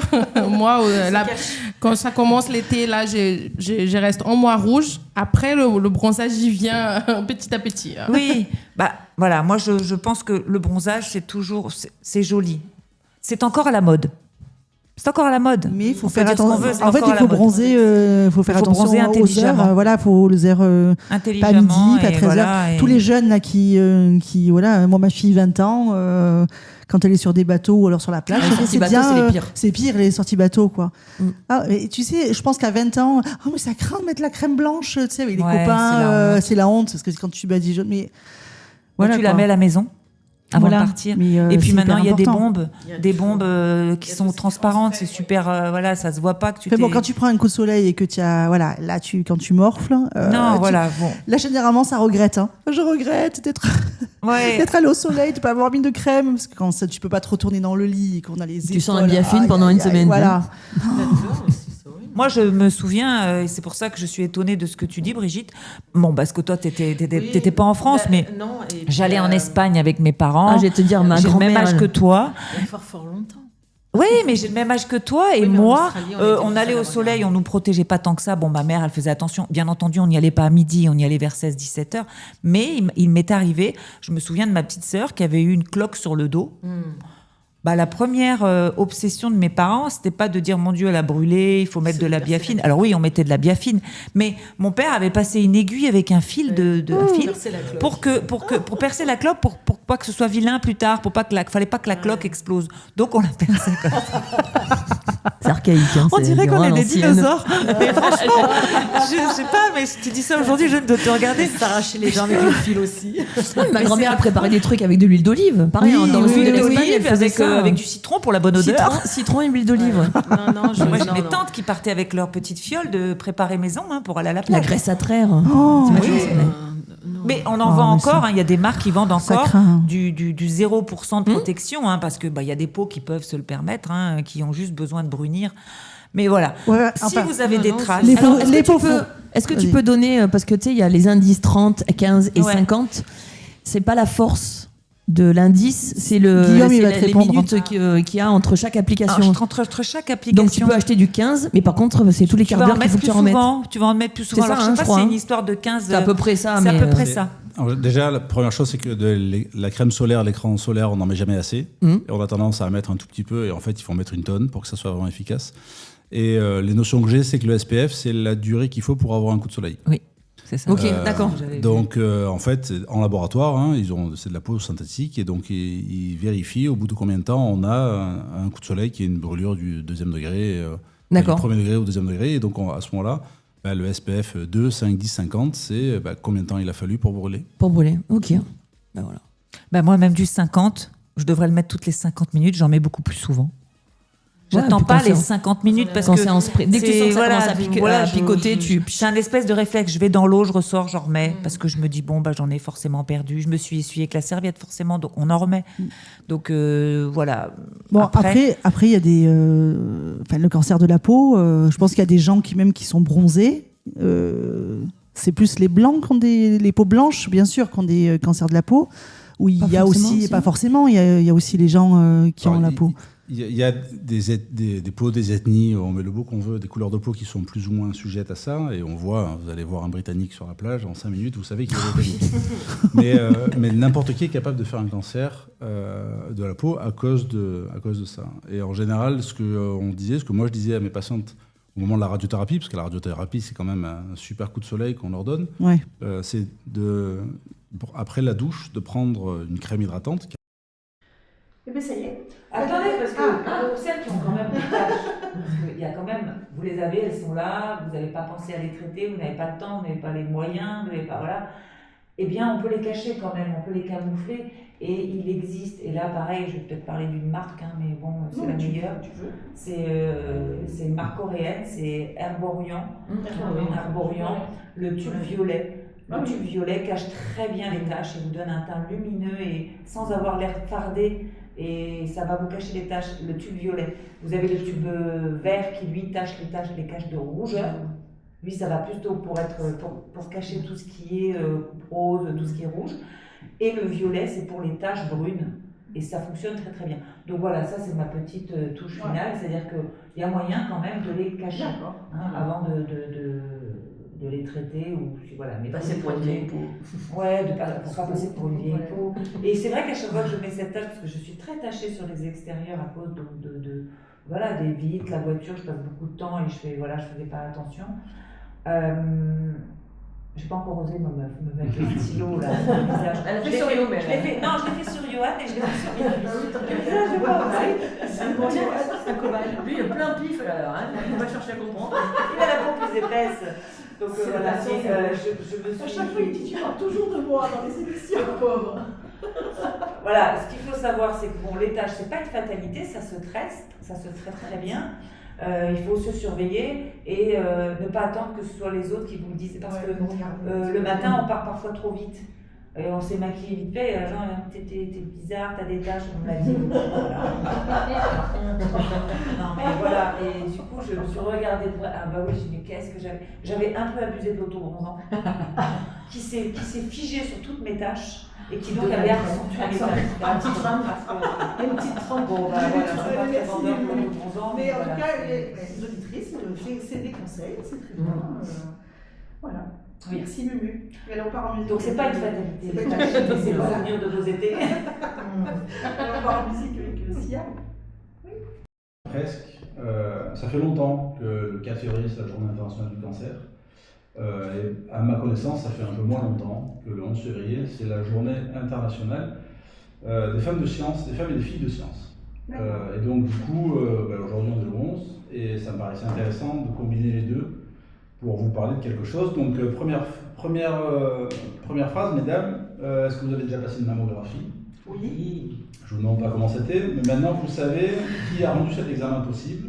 Je vais vous donner 2 indices pour ça. Le premier, c'est que c'est une femme, donc c'est à cause d'elle, mais de l'autre côté, c'est grâce à elle. Et le deuxième indice, c'est qu'elle n'a pas reçu un, mais 2 prix Nobel, dans 2 disciplines scientifiques différentes. Prix Nobel de physique en 1903, prix Nobel de chimie en 1911. Vous pensez bien que c'est unique dans l'histoire de l'humanité, ça n'a jamais été reproduit depuis plus de 120 ans. Donc qui a été capable de faire ça? C'est une dame qui s'appelle Marie Curie. Sans elle, la mammographie que vous passez tous les 2 ans pour dépister le cancer du sein n'existerait tout simplement pas. Donc entre ces 2 journées du 4 et du 11 février, je vais vous raconter comment cette dame a sauvé des millions de femmes et peut-être vous qui nous écoutez. D'abord, elle est née en 1867, elle est polonaise et elle s'appelle Marie Sklodowska.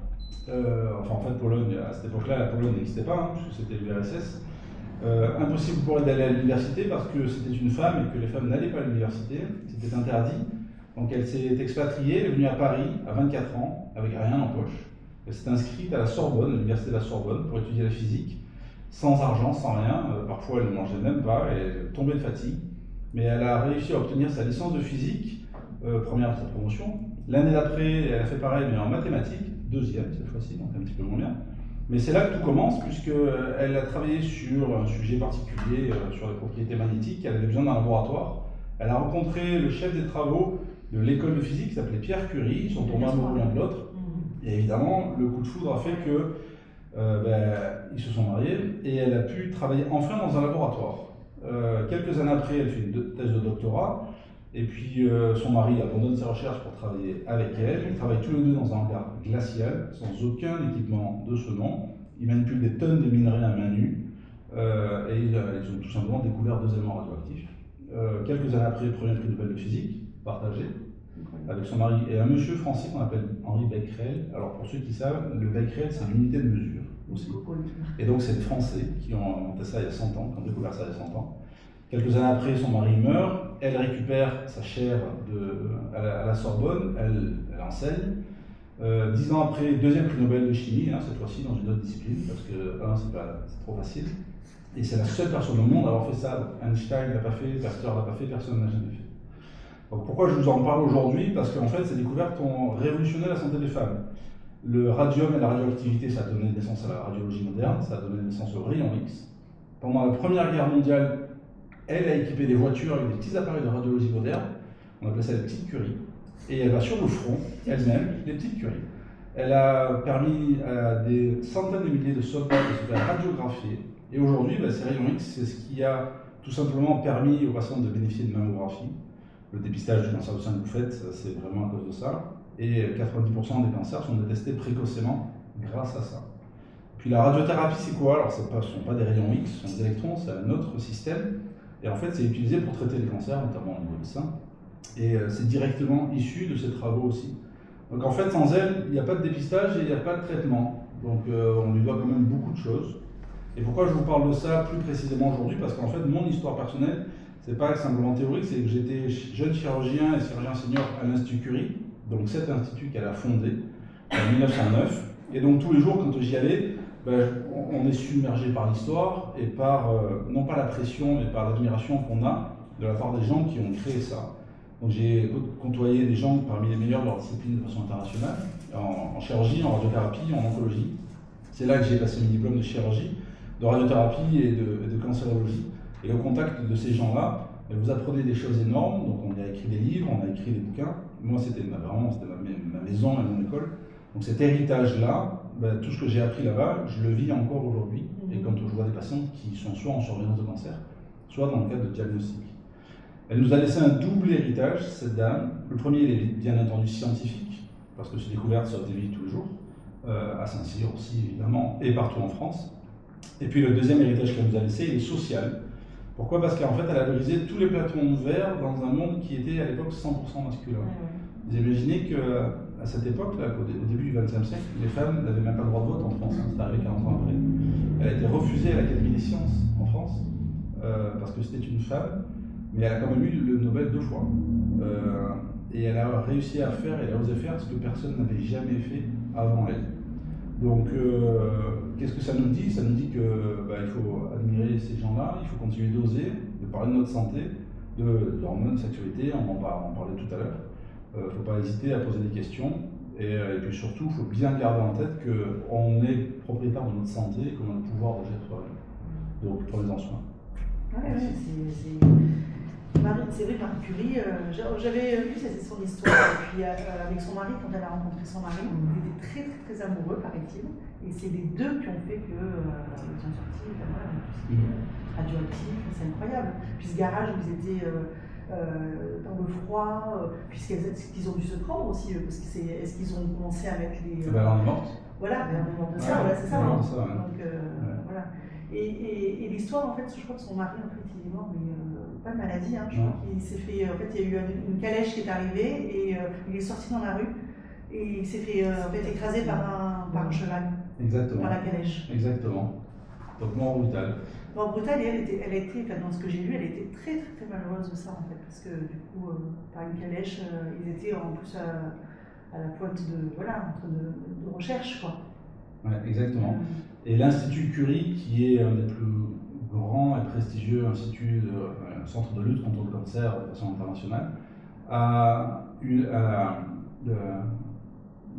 l'intelligence ou le pouvoir, ou vous mettez le mot que vous voulez dessus, pas de démocratiser, mais de faire parler du cancer, et bien entendu du cancer du sein, mais d'autres cancers. Et notamment, ils sont partenaires de l'équipe de France de rugby, de la Fédération de rugby. Et donc souvent, je ne sais pas si vous en avez entendu parler quand vous regardez, pour ceux qui regardent de temps en temps, il y a ce qu'on appelle l'opération des jonquilles. Et donc souvent, il y a des fleurs jaunes qui sont les jonquilles. Et c'est une initiative qui est venue de l'Institut Curie pour justement sensibiliser et lever des fonds. Là, aujourd'hui, 2025-2026, donc pour le tournoi Destination Rugby, ça va continuer, etc. Donc on regardera, ça va les jonquilles, s'il y a des jonquilles. Mais c'est extrêmement incroyable de voir qu'une personne a été capable, à un moment donné où rien ne lui montrait que c'était possible, d'avoir réussi à accomplir ça. L'Institut, il se trouve à Paris? Il est en plein centre du 5e arrondissement, du Dôme, il est à côté du Panthéon, en face de l'école normale sup, à côté des jardins de Luxembourg. Donc c'est un très bon endroit, mais c'est tout petit, donc il n'y a pas la place techniquement de faire un gros hôpital. Donc, par exemple, le bloc opératoire, il y a 6 salles de bloc, ce qui n'est rien, 6 salles de bloc. Mais c'est tellement bien fait, c'est tellement bien organisé, les gens qui sont là-bas sont monstrueux dans le bon sens du terme, que c'est juste fabuleux. Et juste à côté, il y a l'ancien laboratoire de Pierre et Marie Curie, qui est respecté, qui est gardé comme musée. En musée, d'accord, Donc, et là-bas, l'Institut, donc cancérologues qui sont là-bas. D'accord.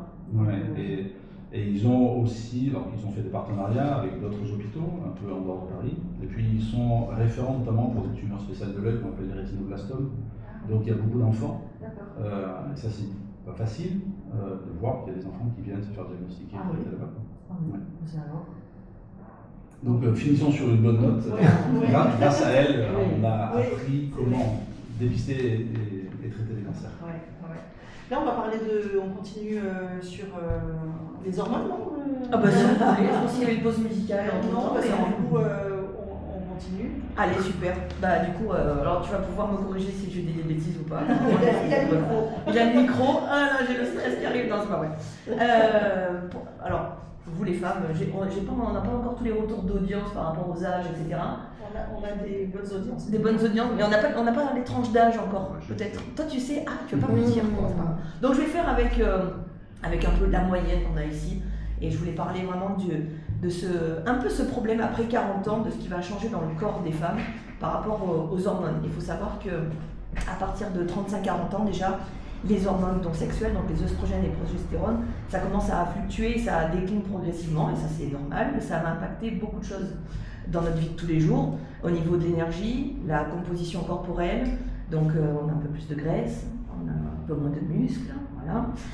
Ça joue sur le sommeil, sur l'humeur, sur le libido, le métabolisme, et en fait c'est pas comme si d'un coup tu te réveilles le matin et t'es en mode ah bah tiens il y a ça qui me tombe dessus quoi.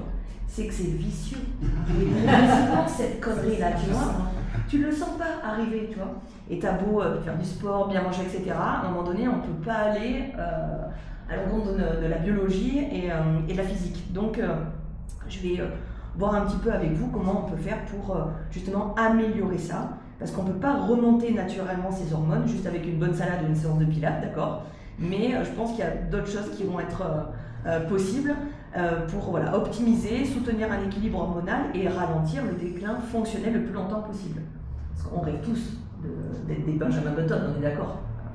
Donc, est-ce que c'est possible ou pas? Est-ce qu'on va trouver une pilule miracle? J'en sais rien. Mais au niveau de ce que la science montre, au niveau des stratégies qui fonctionnent vraiment, pas des mythes, en premier, donc vous savez, en plus pour les gens qui le connaissent, alors avant de passer par là, je passe déjà par le sport. Donc c'est la base non négociable. Alors le sport ou l'activité physique, comme on disait à chaque fois, on ne vous demande pas de faire les JO, d'accord, mais d'un peu bouger. Et toi, tu es dans les JO en ce moment. Ah non, mais moi je suis passionnée, voilà. Mais je pratique aussi, tu vois, parce que tu as aussi les sportifs, tu vois, qui regardent et qui n'ont jamais vu un terrain ou quoi que ce soit, mais je pratique un petit peu quand même. Mais moi je suis passionnée de ça parce que c'est, comme je disais, c'est que la radio, c'est toute la mouvance qui est autour du sport, c'est ce bien-être-là, puis tout ce que ça fédère, etc. Donc pour revenir au sujet, donc c'est pas booster les oestrogènes. Comment on va faire ça? Parce que en fait avec le sport on va bouger d'autres hormones qui sont ultra puissantes. Donc on va avoir la testostérone. Moi je m'en suis beaucoup rendu compte, d'ailleurs tu vas pouvoir me confirmer. Je remarquais, vu qu'on s'est mis sur les femmes et qu'en plus on a un gynécologue avec nous, souvent la poitrine elle est faite ou de plus de glandes mammaires que de graisse, on est d'accord? Et suivant les femmes, quand tu fais beaucoup de sport, souvent on se rend compte qu'on a beaucoup moins de poitrine, parce qu'on a le gras qui fond. Et j'avais une coach sportive qui me disait, en fait, suivant le sport que tu fais, tu vas développer plus de testostérone, et forcément tu vas sécher beaucoup plus. D'accord.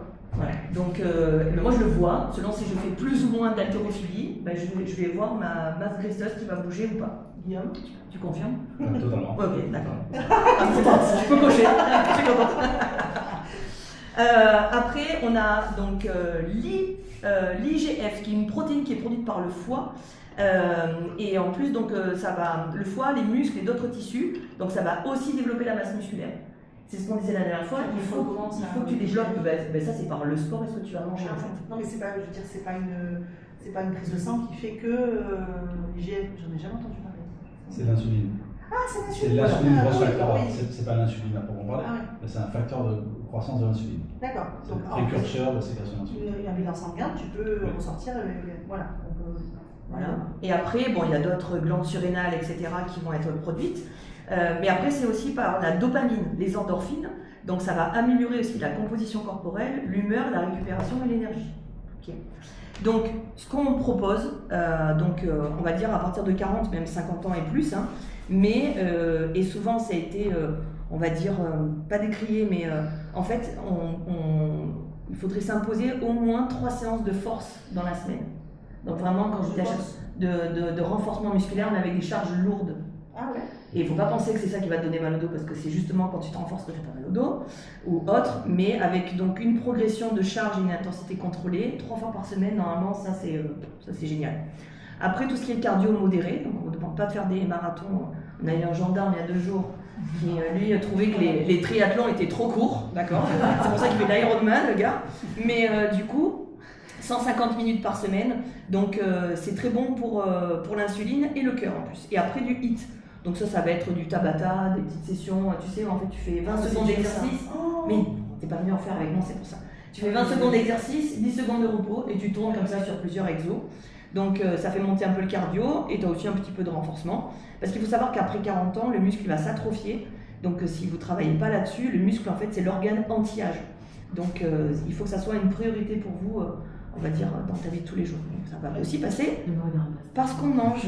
Non, mais c'est pas ça. On en parlait tout à l'heure. Qu'est-ce qu'on mange justement? La nutrition, donc c'est indispensable donc, pour gérer justement le terrain hormonal. Donc pourquoi la nutrition ça affecte les hormones? Parce que le foie métabolise les hormones, donc il doit être soutenu. Il y a aussi le microbiote aussi qui va générer les œstrogènes circulants. Donc qu'est-ce qu'on met en place pour ça? Donc des protéines hautes et constantes. Donc comme je dis à chaque fois et je le répète, donc à chaque repas vous avez vos apports protéinés. Comment le calculer? Vous partez entre 1,2 et 1,6 g de kilo. Enfin, de protéines, grammes de protéines par kilo de poids de corps par jour, ok. Donc vous regardez le poids que vous faites. Je sais pas, vous faites 80 kg, 60 kg pour une femme ou autre, et vous mettez, vous le calculez avec le nombre de protéines qu'il faut. Et pourquoi tu dis non? Parce que tu me fais non avec la tête. Mais il y a des solutions. Parce que je ne dirai pas combien je pèse. D'accord, ok. Et pourtant j'ai la balance dans le sac. Je me doute. Voilà.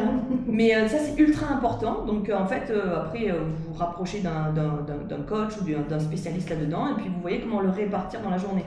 Vous n'allez pas manger vos 120 grammes de protéines au petit déjeuner, d'accord? Il faut le répartir. Oui. Voilà. Et puis 120 grammes de poulet, ça ne correspond pas à 120 grammes de protéines. Voilà. Parce que, donc déjà, apprenez à lire les étiquettes sur les aliments. 120 grammes de poulet. 125 grammes de parce que dedans, il y a pas 130 grammes de poulet, tu as à peu près 25 grammes de protéines. Ah, mais il n'y a pas de. Il n'y a pas autant de protéines dans le poulet, il y a autre chose. Il y a autre chose. Voilà. Le poulet, tu vois. Donc, voilà. Comme je dis à chaque fois. Ça serait énorme. Mais oui, mais c'est ça. Donc alors, une entrecôte? Une entrecôte, ça va dépendre le grammage de l'entrecôte. C'est sur les entrecôtes. 400 grammes. Ouais, mais la dernière fois, il m'a dit ouais, j'ai mangé une entrecôte. Oui, super, t'as mangé une entrecôte, mais une fois tous les combien? Et puis qu'est-ce que tu manges après sur le reste de la journée? Je mange pas assez. Voilà, et voilà, on ne mange pas assez. Donc il faut se supplémenter en protéines. Tout ce qui est fibres et phytonutriments, donc les légumes verts, les légumineuses, etc. Donc ça va jouer aussi sur l'intestin. Donc à faire attention aussi pour les personnes qui ont le syndrome du côlon irritable, des choses comme ça, parce que trop de fibres, ça peut donner des ballonnements, etc. Parce que moi je suis un peu sujette à ça, donc je sais très bien de quoi je parle. Non mais c'est vrai, selon s'il y a trop de certains légumes, etc. ou certaines graines et tout ça, trop de fibres, c'est pas bon non plus. Donc ça, il faut vraiment voir par rapport à son terrain. Les oméga 3, on avait parlé aussi parce que c'est anti-inflammatoire aussi, ça va jouer là-dessus, et des antioxydants, donc curcuma, des fruits rouges, le thé vert, etc. Ça va jouer. Et après, en tout ce qui est supplémentation et compléments alimentaires, donc les oméga 3, la vitamine D et le calcium, pour pouvoir fixer les deux, donc c'est important d'avoir les deux aussi. La créatine, on avait fait un sujet aussi là-dessus, ultra important la créatine pour les femmes dépassées 40 ans. Donc sur tout ce qui est fonction cognitive, ça c'est ultra important. Et pour bien sûr développer sa masse musculaire sèche, donc vraiment que le muscle. Donc c'est important aussi. Et tout à l'heure on disait les fibres. Et puis après, le style de vie, ça va jouer là-dessus, sur les hormones. On avait un très bon sujet aussi avec elle sur le cortisol. Ça c'est l'assassin silencieux, comme on appelle ça. Parce que le corps humain est une machine hormonale ultra sensible au stress et le moindre truc. Et c'est vrai que quand on avance dans l'âge, on n'a pas la même réaction à ça aussi. Donc les pliés, et puis d'ailleurs, docteur, par rapport aux différents réels que tu postes justement sur le sommeil, donc ça c'est important le sommeil, on en a parlé aussi la dernière fois il y a 15 jours, la gestion du stress par la respiration, la méditation, la marche, aller marcher au bord de l'eau, on est dans la meilleure région possible pour ça, et regardez aussi tout ce qui va être les perturbateurs endocriniens. Donc par rapport, tu sais, en ce moment, il y a les plastiques dans les poêles, les choses comme ça, la cosmétique, tout ce qu'on se pulvérise, les parfums, etc. Ça joue aussi là-dessus. Alors, il ne faut pas devenir non plus toqué de ça et se stresser de tout, mais ça y fait. Et du coup, moi, je voulais donner un petit exemple par rapport à peut-être des nanas qui ont entre 40 et 50 ans, parce que des fois, ça bloque un petit peu, c'est nous, hein. Qu'est-ce qui fait qu'à un moment donné, voilà, on n'a pas pris les âges de tout le monde ici, donc 44 ans. C'est ça. Non, alors par contre, ma balance, elle va te donner ton âge métabolique. Donc ça c'est important. Non mais c'est important ça de voir quel âge a ton corps. Tout à fait. Oui. Voilà, en ce moment, je peux te le dire, il a au moins 100 ans. Il a au moins 100 ans. C'est ce que les gens me disent quand ils montent sur la balance. Et souvent, je me sens fatiguée, je me sens vieille, etc. Et effectivement, en fait, quand tu te pèses, il faudra avoir au moins 12 ans que son âge initial. Voilà. Je vous laisserai faire le calcul, j'ai 32 ans sur la balance. Je suis trop fière. Je suis trop fière. Mais bon, ça se travaille, voilà. C'est comme tu disais tout à l'heure, tu te sens bien quand tu es dans un pays parce que tu as tout un environnement qui est bon. Et qu'est-ce qui fait que quand tu rentres, ça va pas mieux? Donc déjà, travailler sur son environnement, puis après c'est un minimum de discipline pour mieux vieillir. Donc du coup, je me suis un peu posée, je me suis dit, bon, qu'est-ce qu'on pourrait faire pour peut-être un petit peu sécher, se sentir mieux, etc. Donc j'ai pris mon cas, mais en fait, vous allez regarder votre taux de masse grasse, d'accord? Donc chez les femmes, il ne faut pas s'étonner que les femmes aient plus de taux de masse grasse que les hommes. On stocke beaucoup plus parce que la femme est aussi là pour reproduire, donc elle a besoin d'avoir un peu plus de gras aussi. Mais ça, on va regarder. Chez une femme, on va dire autour de la quarantaine, cinquantaine, il faudrait être à 25% à peu près de masse grasse. Si on est autour des 20, et puis après, si tu veux être un peu plus tracé, bien sûr, il faut descendre, mais il ne faut pas non plus trop descendre parce que ça va jouer aussi sur votre cycle. Et souvent, on voit des femmes, vous savez, qui font des compétitions de bikini, de body, etc. Des fois, ça leur coupe complètement leurs règles. Elles sont complètement déséquilibrées au niveau du cycle parce que ça joue forcément sur les hormones. Donc, un taux de masse graisse trop basse chez les femmes, c'est pas bon non plus. Donc, il faut arriver à se trouver cet équilibre-là. Bien sûr, il faut augmenter sa masse musculaire. Donc, mieux vaut être lourde, mais fit. On s'en fout du poids, mais vaut mieux être lourde, mais avoir une bonne base de masse musculaire. Le sommeil, ça y fait aussi. Et puis après, moi, je suis toujours dans une optique de manger sans gluten et sans lactose parce que j'ai vu que j'avais de super résultats avec ça. Je ne l'oblige pas à tout le monde, mais c'est vrai que ça peut jouer aussi là-dessus, sur du ballonnement, sur de la digestion, etc. Mais il y en a beaucoup qui sont allergiques au gluten. Alors, il y a la maladie allergique. Non, tu as la maladie cœliaque. Ça, c'est vraiment une maladie, d'accord, où ça peut être très dangereux. Et après, il y a les intolérances. Donc, mais après, c'est aussi que l'industrie a fait que beaucoup d'aliments ont été transformés, ultra transformés. Mais je peux te dire que si tu prends un blé, enfin du levain, dans quelque chose on va dire de très local, etc., tu peux ne pas craindre, on va dire, un sandwich ou des pâtes qui ont été préparées, par exemple. Mais d'ailleurs, si vous voulez noter, par exemple, des pâtes qui sont de très bonne composition, pâtes italiennes, normalement, voilà. Je ne vais pas renier mes origines, d'accord? Mais c'est la couleur des pâtes. Et c'est pas l'histoire des pâtes aux œufs ou quoi que ce soit, mais dans les supermarchés, au plus les pâtes elles sont foncées, genre orange jaune, c'est pas bon dedans. Et quand vous regardez des bonnes pâtes italiennes, normalement les pâtes elles sont quasiment blanches. Ouais, tu vois. Donc et si vous voulez manger, parce que on reste en France, alors le pain, le fromage, le verre de vin, etc. C'est d'avoir du pain au levain. Donc ça va être moins agressif au niveau du gluten.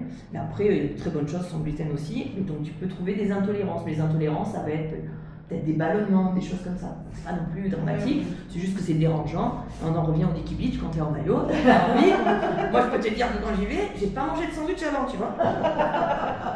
Donc il y a ça. Et le lait, moi quand je suis née, en fait j'étais intolérante au lactose toute petite, donc j'ai été élevée au lait de soja. Et après j'ai bu beaucoup de lait, on va dire peut-être toute mon adolescence et pendant des années après, mais en fait j'ai remarqué que j'étais beaucoup mieux, j'avais une meilleure digestion quand je passais sur autre chose que du lactose.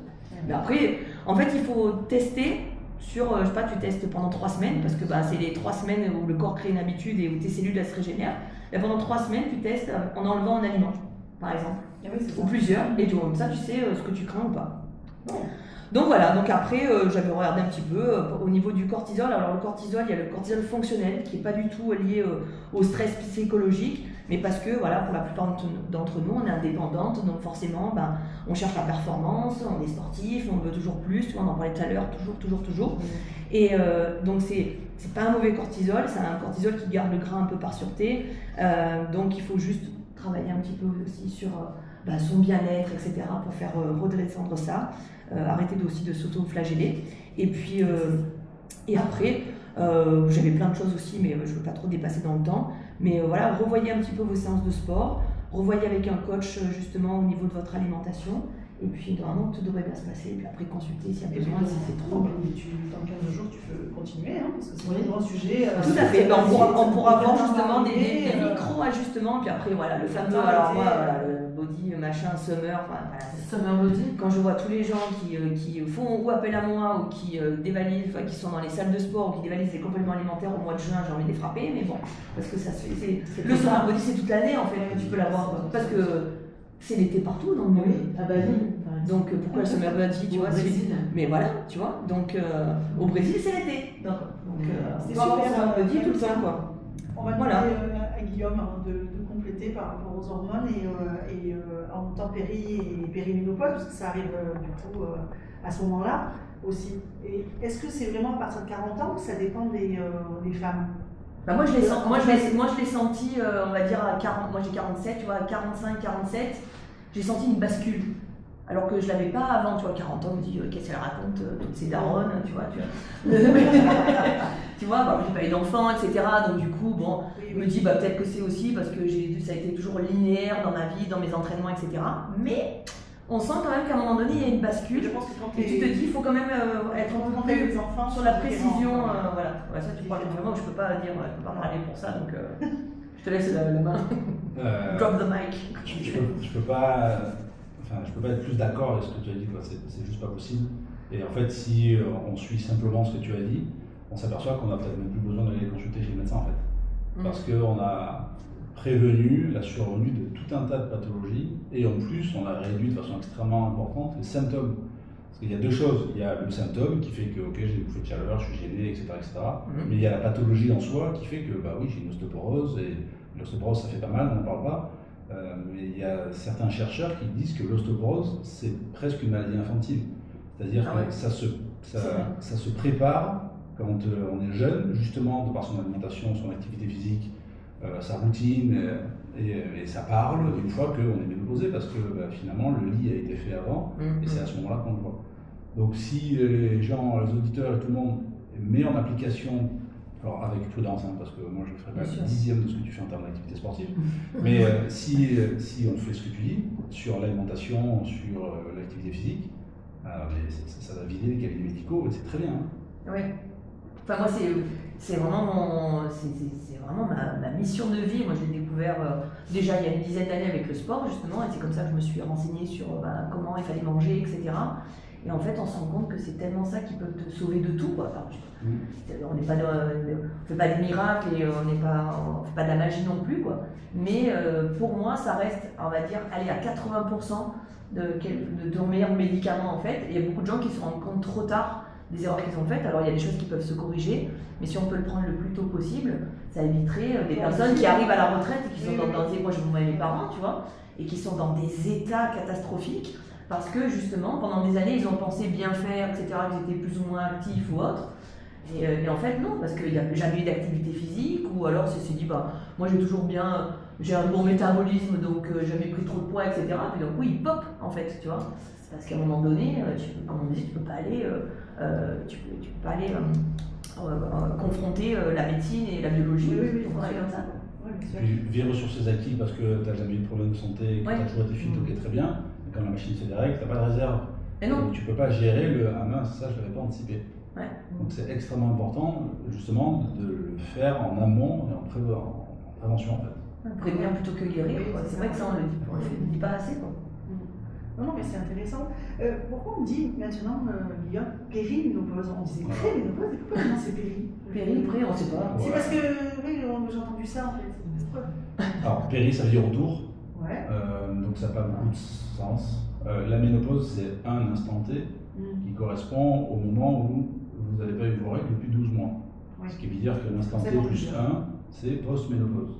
Donc en théorie, étymologiquement parlant, on devrait parler de pré-ménopause, qui est ce dont je vais vous parler là, qui est le petit voyage qui peut durer 2, 5, 12 ans, avant le moment fatidique de je n'ai plus mes règles depuis 12 mois, et après, sur les 30 à 40 années qui suivent, c'est ce qu'on appelle la post-ménopause. Donc dans le langage courant, on a la ménopause qui consiste à dire bon, c'est bon, ça y est, j'ai plus mes règles, perte de la fertilité, et l'après-périménopause, bon, voilà. Oui, parce que c'est préménopause en fait. Oui. On va dire quoi. Donc, les migraines, parce que j'ai autour de moi, j'ai des personnes en fait qui sont. C'est dans ta tête. Voilà, très migraines. Migraines, en fait, soit c'est, on entend en fait quand la personne a ses règles qui arrivent, voilà, donc migraines, on dit que c'est des migraines hormonales. Ouais. Voilà. Et soit donc avant, soit après, ou si on n'a plus du tout ces règles depuis quelques mois, 6 mois on va dire, mais pareil, des grosses migraines traitées par triptan, voilà. Donc ça, pourquoi ça fait en fait des migraines en fait Alors la migraine c'est une vraie maladie à part. Il y a des spécialistes de la migraine qui peuvent être soit des neurologues, soit des endocrinologues, soit c'est vraiment un monde à part. Comme la douleur, comme le sommeil, comme ce sont des spécialités qu'on n'apprend pas à proprement parler à la fac. Les migraines cataméniales, puisque c'est un des autres mots chics qu'on a en Oui, médecine, voilà, pour expliquer que ce sont des règles, des migraines qui sont causées par la fluctuation hormonale. En général, ça arrive un peu avant les règles et ça correspond à la chute des hormones. D'accord. Et juste avant les règles, tu as tes oestrogènes et ta progestérone qui chutent Voilà. si tu n'es pas enceinte et ça déclenche un nouveau cycle. Et donc il y a des personnes qui sont très sensibles à ça, cette fluctuation-là. Sauf que les oestrogènes varient dans le cycle aussi. Ils vont monter en première partie de cycle, ça va redescendre après l'ovulation, ça va remonter. Donc grosso modo, tu peux avoir des migraines à peu près partout, à peu près tout le temps, pardon. Et l'idée, c'est d'identifier est-ce que c'est une migraine donc catameniale ou est-ce que non, c'est une vraie migraine avec plus ou moins un aura qui consiste à dire bon, à ce moment-là, il faut aller voir un neurologue ou un spécialiste parce que c'est en dehors de mon cycle et c'est juste que je suis migraineuse. Voilà. Souvent, c'est un mécanisme vasculaire, donc les tripes, il y a plusieurs traitements pour ça. Mais il faut bien faire la part des choses. Je suis migraineuse parce que ce sont mes cycles ou alors je suis migraineuse parce que c'est comme ça. Oui, d'accord. Et en tout cas en préménopause, ça peut aussi, parce qu'il y a une chute d'œstrogène. Ouais. Et là aussi, ça peut arriver d'avoir beaucoup de migraines. Et la difficulté de la préménopause, c'est que la chute hormonale, elle ne se fait pas de façon linéaire et comme tu disais très justement, ça n'arrive pas dans la nuit de lundi à mardi. C'est insidieux, c'est sournois, tu ne le vois pas vraiment passer et ça s'accompagne en plus d'autres symptômes qui ne sont pas forcément très agréables. Il peut y avoir le trouble de l'humeur, il peut y avoir la fatigue, il peut y avoir plein de choses. Et on aime bien trouver des explications, donc on aime bien expliquer et dire bon ben, c'est parce que tu es stressé en ce moment, ou c'est parce que avec ton mari ça va pas, ou parce que ton boulot ça va pas. En fait non, c'est juste que c'est hormonalement parlant, il se passe des choses. Et en parler, ça veut simplement dire en prendre conscience. Mais non, mais je dis parce que. Oui, mais voilà. Mais non, c'est moi. C'est moi, mais j'ai des bouffées de chaleur en ce moment. Alors il a froid et moi j'ai chaud, donc. C'est sa faute. Voilà. Non, il se couche avec les pieds gelés, on dirait des glaçons. Je lui dis, mais tu les as mis dans le. On dirait qu'il a le cœur chaud. Oui, mais justement, Il est c'est bon glacé. quand tu as tes bouffées de chaleur, profites-en de cet effet Moi de j'ai chaud, et chimiothérapie. puis lui, les pieds, il est gelé dans le lit. Mais c'est incroyable. C'est les Moi, l'hydratation m'a énormément aidé justement pour les très fortes migraineuses. Et on aurait dit que j'avais des migraines la plupart du temps le week-end. Un peu comme si le fait de, je sais pas, de relâcher la semaine ou quoi que ce soit. J'avais des migraines ophtalmiques, hein, donc dans le noir, t'es comme ça, ça te prend la moitié de la tronche. Et en m'hydratant beaucoup mieux, c'est vrai qu'il y a beaucoup. Je n'en ai plus du tout. Il faut voir, ouais, c'est ça. Ouais. D'ailleurs, il y a plus de femmes qui ont des migraines que des hommes. Hein. Ben, c'est parce que c'est probablement, il y a probablement une composante hormonale. Ouais. Et nous, on est dans une machine beaucoup plus simple, et hormonalement parlant, on n'est pas exposé à tout ça. Donc c'est la raison pour laquelle vous avez plein de pathologies, notamment des pathologies auto-immunes, que nous on n'a pas. Comme des thyroïdes, des problèmes de diabète. Nous, on n'a pas ça parce que tout simplement, on est moins complexe que vous, hormonalement parlant. Mais par rapport à la migraine, oui, l'hydratation c'est capital, mais c'est pas l'hydratation au bord de l'eau, parce qu'au niveau osmotique, c'est pas une bonne chose. Vous regardez ce qu'ils font en médecine traditionnelle chinoise, et ils vous disent qu'il faut boire chaud, parce que le chaud c'est une vasodilatation, donc ça augmente le diamètre des vaisseaux sanguins, donc ça facilite la vascularisation. Et il faut boire avec un certain nombre d'ingrédients à l'intérieur pour qu'au niveau chimique, vous puissiez avoir une pénétration de ces fluides dans le cerveau. Et la deuxième chose qui marche très bien, c'est d'avoir les extrémités au chaud, donc les chaussettes. Et vous regardez, toujours pareil en Asie, pendant les règles, et il fait. Elles sont au bout de bout. Il fait chaud, presque. C'est-à-dire qu'il fait chaud, hein, c'est tropical, donc c'est soit très chaud dehors, soit climatisé dedans. C'est les chaussettes. Elles ne marchent pas pieds nus. Et elles gardent les extrémités, et donc les pieds, recouverts. Ah ouais. C'est connu. D'accord. Voire même faire des bains de pieds chauds une demi-heure avant de dormir avec de l'eau jusqu'au-dessus des chevilles, parce qu'en fait on s'est aperçu qu'il y a, et puis la réflexologie plantaire c'est ça, il y a tout un tas de connexions qui se font à ce niveau-là. Ouais. Donc l'impact est réel. Oui. Toi Sandrine, dans la réflexologie, parce que tu en faisais. Et vous savez, j'en fais aussi, j'ai fait la formation, comme je disais tout à l'heure, depuis 15 ans, on est passionné, je fais des formations chaque année, et la dernière en date, c'était donc la réflexologie plantaire. Et je ne m'attendais pas du tout à trouver autant de trésors dans le pied. Moi, je l'ai fait parce que j'aimais beaucoup qu'on massait les pieds, donc ça n'a pas résolu le problème, puisque c'est moi qui masse ceux des autres. Mais on arrive à bouger des problématiques que parfois, justement, on n'arrive pas à bouger par le biais de l'hypnose ou d'autres thérapies. Et en fait, avec. Oui, c'est ce que j'aime bien. Voilà, c'est ça. Donc il y a vraiment tout le corps qui est représenté, tout le système, tout le corps, tous les organes qui sont représentés en fait. Et oui, dans les Voilà. Alors, on part en musique, là, une petite musique, et on revient après pour la chronique Des hormones. C'est bien d'avoir un professionnel de santé avec nous. Et enfin moi, pour ma part, puisque c'est quelque chose qui fait partie intégrante de la vie. Hein. Bon, je suis pas docteur, hein, mais non, franchement, c'est un régal d'échanger tout ça. Puis même les intervenantes et tout, on voit plein de choses différentes. Oui, c'est ça. Il intervient sur tout. Ça apporte vraiment. C'est voilà. De la validation de il a pas vu la chronique en fait, jamais. Il va t'écouter parce que dans 15 jours, voilà. écouter, mais Dans 15 jours. Les cheveux, c'est important. Dans 15 jours, tu passeras. Donc c'est important, les cheveux, c'est important. Oui, mais c'est important. Oui. Allez, vas-y à toi alors. Du coup, en fait, on parlait justement d'hormones. Moi, je vais vous parler du cycle de vie du cheveu. Puisque les hormones influent énormément, directement sur ces phases. Donc, tu as la phase anagène, catagène et télogène. Qu'est-ce que c'est? C'est la croissance. Ouais, voilà. Tu as la transition et ensuite tu as la chute, malheureusement. C'est comme ça. Et donc, chez la femme, la chute, elle n'arrive jamais par hasard. Elle arrive, le cheveu vive, selon le cycle, comme on a dit, il y a ce fameux cycle. Et ce cycle est fortement influencé par les hormones. Et ces hormones féminines, notamment donc, les œstrogènes, on en parlait, protègent les cheveux, prolongent leur phase de croissance et leur donnent épaisseur et vitalité. Plus personne parle. Pourvu qu'elles se reste. Le problème, c'est ces hormones chutent. C'est ce qui se passe après un accouchement, lors d'un arrêt, un changement de contraception ou la ménopause, puisqu'on en parlait aussi avec Guillaume. Et donc, alors justement, je vais y venir. Justement, le résultat, c'est chute parfois impressionnante. Cheveux plus fins, perte de densité. Et la ménopause est encore plus marquante. Les œstrogènes diminuent fortement et les hormones dites masculines prennent plus de place. Et c'est la raison pour laquelle les cheveux chutent.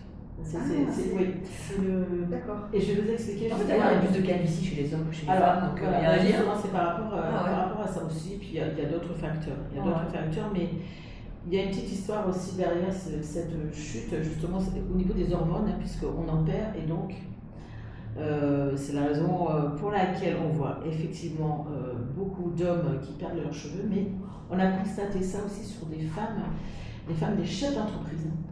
Qui fabriquent beaucoup d'hormones mâles et perdent leurs cheveux exactement de la même manière que les hommes. Voilà, ça j'avais pu le voir avec un chirurgien.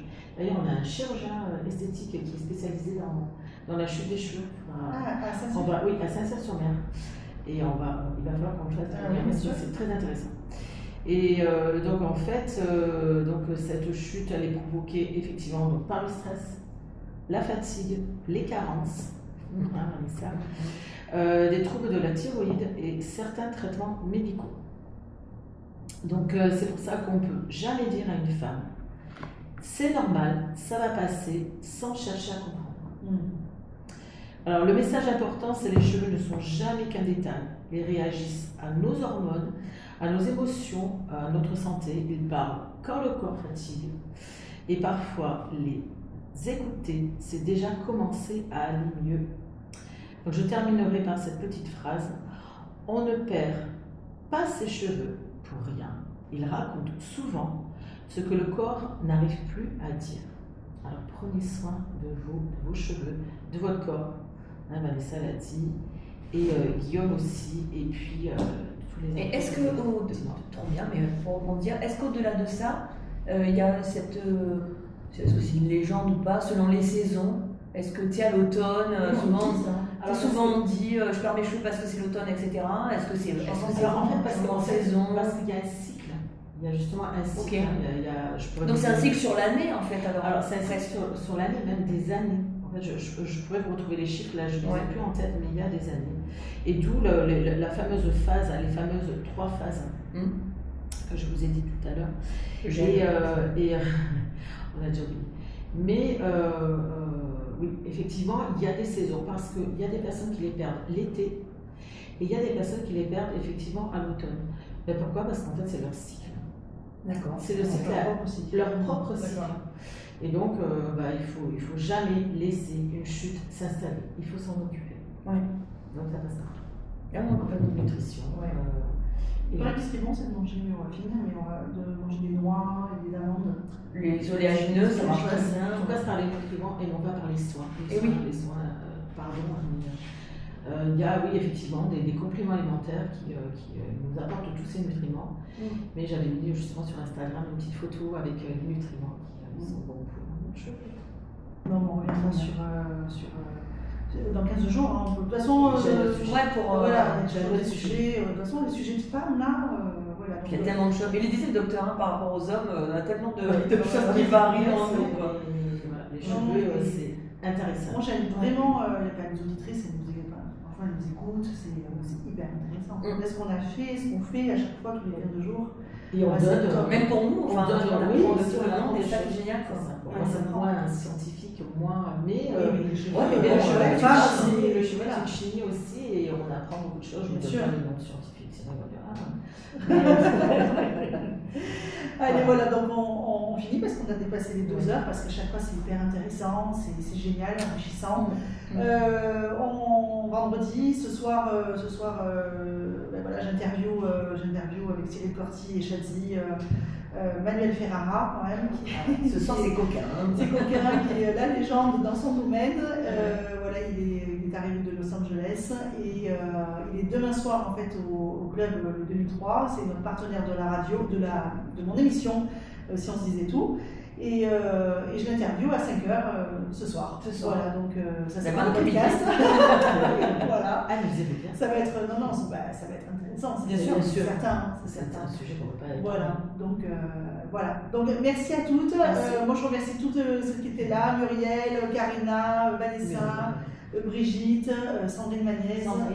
Voilà. Donc Guillaume, bien sûr, Guillaume Paulet. Merci. Voilà, merci Chazi pour la technique. Merci. On se retrouve dans 15 jours. Merci.